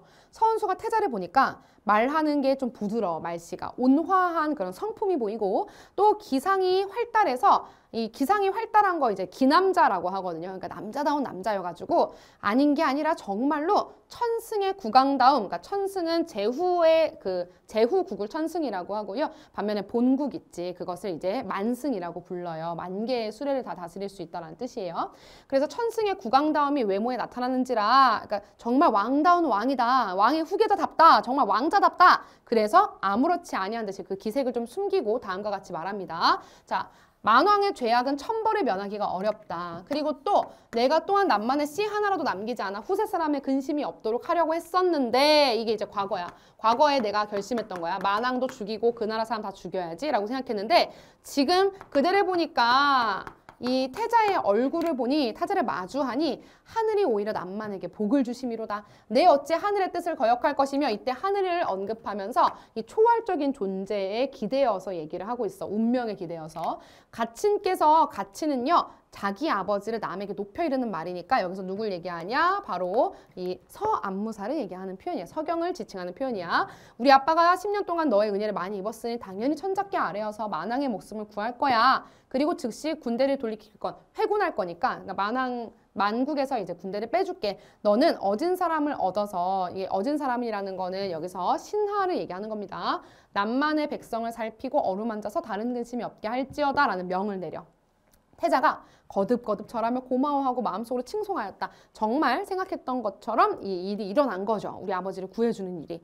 자, 내가 이렇게 생각하는 거야. 서안무사가 제일 최고인 사람인 줄 알았어. 이것이 서안무사를 극진하게 공경하고 대접한 이유겠지. 하지만 그 아들은 즉 여기 나오는 주인공은 젊었는데도 풍채가 갑절 2배나 더 났다라고 하면서 탐복을 해. 그래서 서원수가 이때 표문을 올렸으니 이 표문 임금에게 또 이제 올리는 글이죠. 그 안에 뭐라 적혀 있냐면 만왕을 사로잡았고 남만의 태자가 귀순해 왔는데 태자는 인자하고 효성스러워서 가히 남만의 왕이 됨직하나 만왕은 용렬하고 어리석어서 죄를 용서할지언정 다시 나란 일을 맡게 할 수 없으려니까 죄를 용서하니까 목숨은 살려줘. 하지만 왕의 그 자리는 보존하기 어려워. 태자를 왕에다가 명해서 대대로 천자의 은혜를 감사하도록 이때 천자는 당연히 명나라 천자죠. 감사하도록 하게 하자. 즉 이 천자 중심의 위계 질서를 회복하자라는 표문을 올렸다는 겁니다. 자, 그러면 43번 볼게요. 내용 일치불일치지?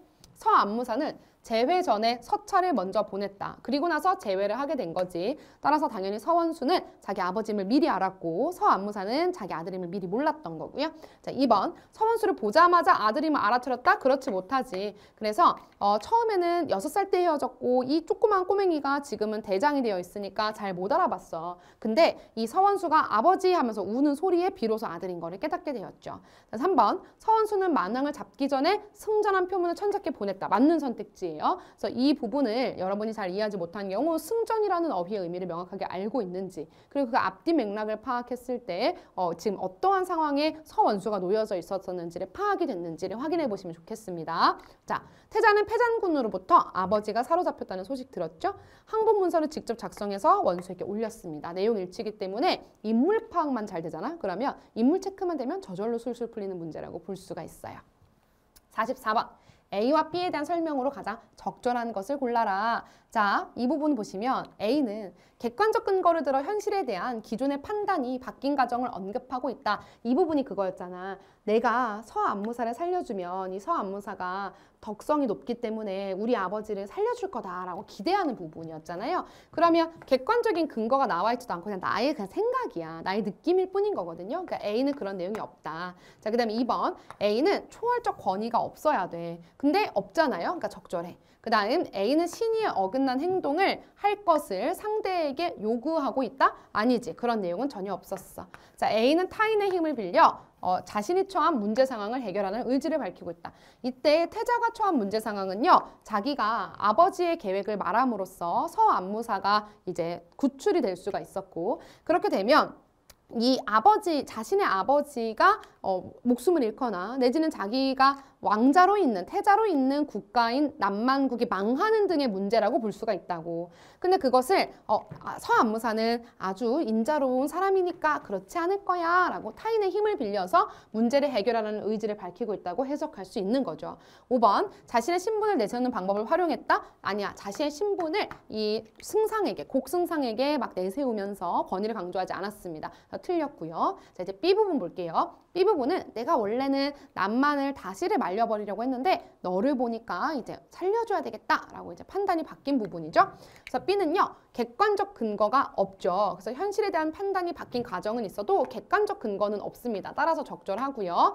그 다음 B는요. 초월적 권위, 하늘이 복을 내렸다라는 것을 명분으로 삼아서 내 생각이 바뀌게 된 이유를 너를 보니까 라고 하면서 언급하고 있죠. 정답은 2번이고요. 3번. 사회적 지위에 어울리는 행동. 너 왕답게 어진 사람 얻어서 나라 잘 다스려라 라고 지금 태자에게 요구하고 있는 거예요. 그 다음 4번. 자신의 역량으로 자신이 처한 문제 상황을 해결하는 의지.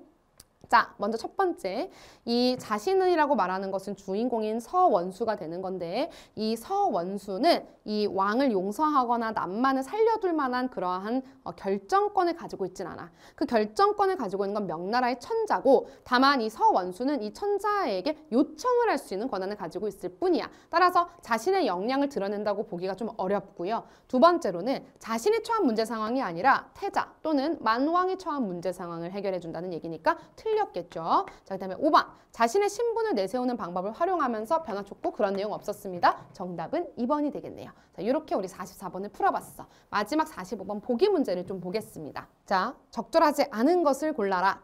태자가 서안무사를 볼모로 사모라는 부왕의 명을 거역했죠. 그러면 똑같은 적대국이더라 할지라도 태자와 그 태자의 아버지인 부왕, 즉 만왕의 현실을 대응하는 방식이 다르다라는 거 확인할 수가 있겠죠. 자, 2번. 태자가 서안무사를 명나라 진영으로 가도록 풀어줬죠. 그러면 적대국 인물인 태자가 오히려 이 영웅인 서원수의 효실천, 아버지가 돌아와서 효를 할 수 있게끔 일조한다라는 거 확인할 수가 있죠. 적절.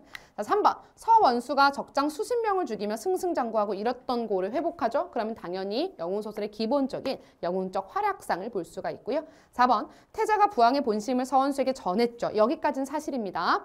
결정적 원인이 되어서 부왕의 목숨을 구하고 나라가 망하지 않게 했느냐? 자, 이게 결정적 원인이라고 보기 어려워. 그래서 우리가 아까 위에서 서원수가 왜 부왕의 목숨을 구해주고 나라가 망하지 않게 해주었냐면 태자의 기상에 감화되었기 때문이야. 그래서 이 말을 해줬다는 것만으로는 우리는 결정적 원인이라고 보기가 어렵다. 정답은 4번이 된다는 거. 5번. 서원수가 태자를 만왕으로 봉하여 천자의 은혜를 감사하도록 하자고 아뢰은 것에서 천자와 제후 간의 위계 질서를 회복하려는 의도. 자, 이거를 애들이 많이 찍은 이유가 위에서 보시면은 천자 중심의 위계 질서를 회복한다는 내용을 잘 못 읽었을 수도 있고요. 또 하나 더해서 제후국과 그리고 천자의 관계성을 잘 이해를 못했을 경우에 이런 내용이 왜 위계 질서를 회복하는 거지? 라는 납득이 안 돼서 5번을 선택했을 수가 있습니다. 그런데 이때 천자의 은혜를 감사하도록 한다라는 거는 명확한 상하관계, 권력관계를 다시 한 번 더 주지시켜주는 것이기 때문에 이 천자와 제후 간의 위계질서가 기존의 변방의 침입으로 무너졌던 것을 다시 회복하려는 서원수의 의도로 우리가 파악할 수가 있다라는 겁니다. 그래서 우리 여기까지 문학까지 전부 오답률 문항을 살펴봤어요. 자, 그러면 마치기 전에 마지막으로 앞으로의 학습 방향과 6월 학평 대비에 대해서 좀 얘기를 하도록 하겠습니다. 여러분들이 영역별로 다시 한번 시험지를 보면서 내가 부족한 영역, 특히나 개념이 부족한 것인지, 개념화 확립을 좀 해야 되는 것인지, 내지는 적용하는 연습이 좀 부족한 것인지, 읽는 속도가 연습이 덜 되어서 느린 것인지, 고민하는 시간이 너무 길지는 않은지 여러 원인을 파악하신 다음에 본인에게 딱 맞는 공부 방법으로 앞으로 대비를 해나가셔야 돼요. 그런데 이때 6월 학평이 생각보다 굉장히 빨리 찾아옵니다. 여러분들은 5월 초에 그리고 4월 말쯤에 중간고사를 보잖아요. 이 중간고사가 지금 한 달 정도밖에 남지 않은 시기이기 때문에 대부분의 친구들이 내신에 100% 전략 투구를 하고 있을 거예요. 그러면 6월 학평은 도대체 언제 대비해야 되느냐? 중간고사 끝나고 하시면 됩니다. 놀고 싶을 때, 풀어질 때 5월 초부터 중순 말까지의 한 3, 4주 정도 되는 기간을 이용해서 여러분이 3월 학평 때 정리해뒀던 이런 것들 다시 봐야지, 공부해야지 했던 것들을 6월 학평 전에 확실하게 공부를 하셔서 이러한 본인의 단점을 보완한 그런 내용의 시험을 다시 한번 치시면 좋겠고, 마찬가지 유혈학평 친 다음부터도 점수에 이제 집착하는 것이 아니라 여러분들이 기존에 했던 공부가 나의 약점을 보완하는데 얼마나 영향을 미쳤는지 점검해보고, 무엇보다 중요한 우리에게는 여름방학이 남아 있습니다. 기말고사 이후의 여름방학을 알차게 보내면서 방학 때는 다음 학기의 내신을 대비하는 것과 함께 수능적인 공부를 함께 병행하셔야 돼요. 선생님이 그런 여름방학 특강의 주제로 여러분들을 또 기다리고 있도록 하겠습니다. 그러면 이어지는 공통국어 1, 2 강좌와 여름방학 내신 특강 강좌 그리고 수능 특강 강좌의 선생님과 함께 만나도록 합시다. 여러분 학평 보느라 정말 고생 많으셨습니다. 요즘 일교차가 커지고 곧 있으면 벚꽃도 필 텐데 항상 건강, 감기 조심하시고요. 여러 가지 마음이 흔들리는 시기 속에서 중심을 잘 잡는 그런 여러분들이 되시기를 바라고 있겠습니다. 그럼 강의에서 만나도록 합시다.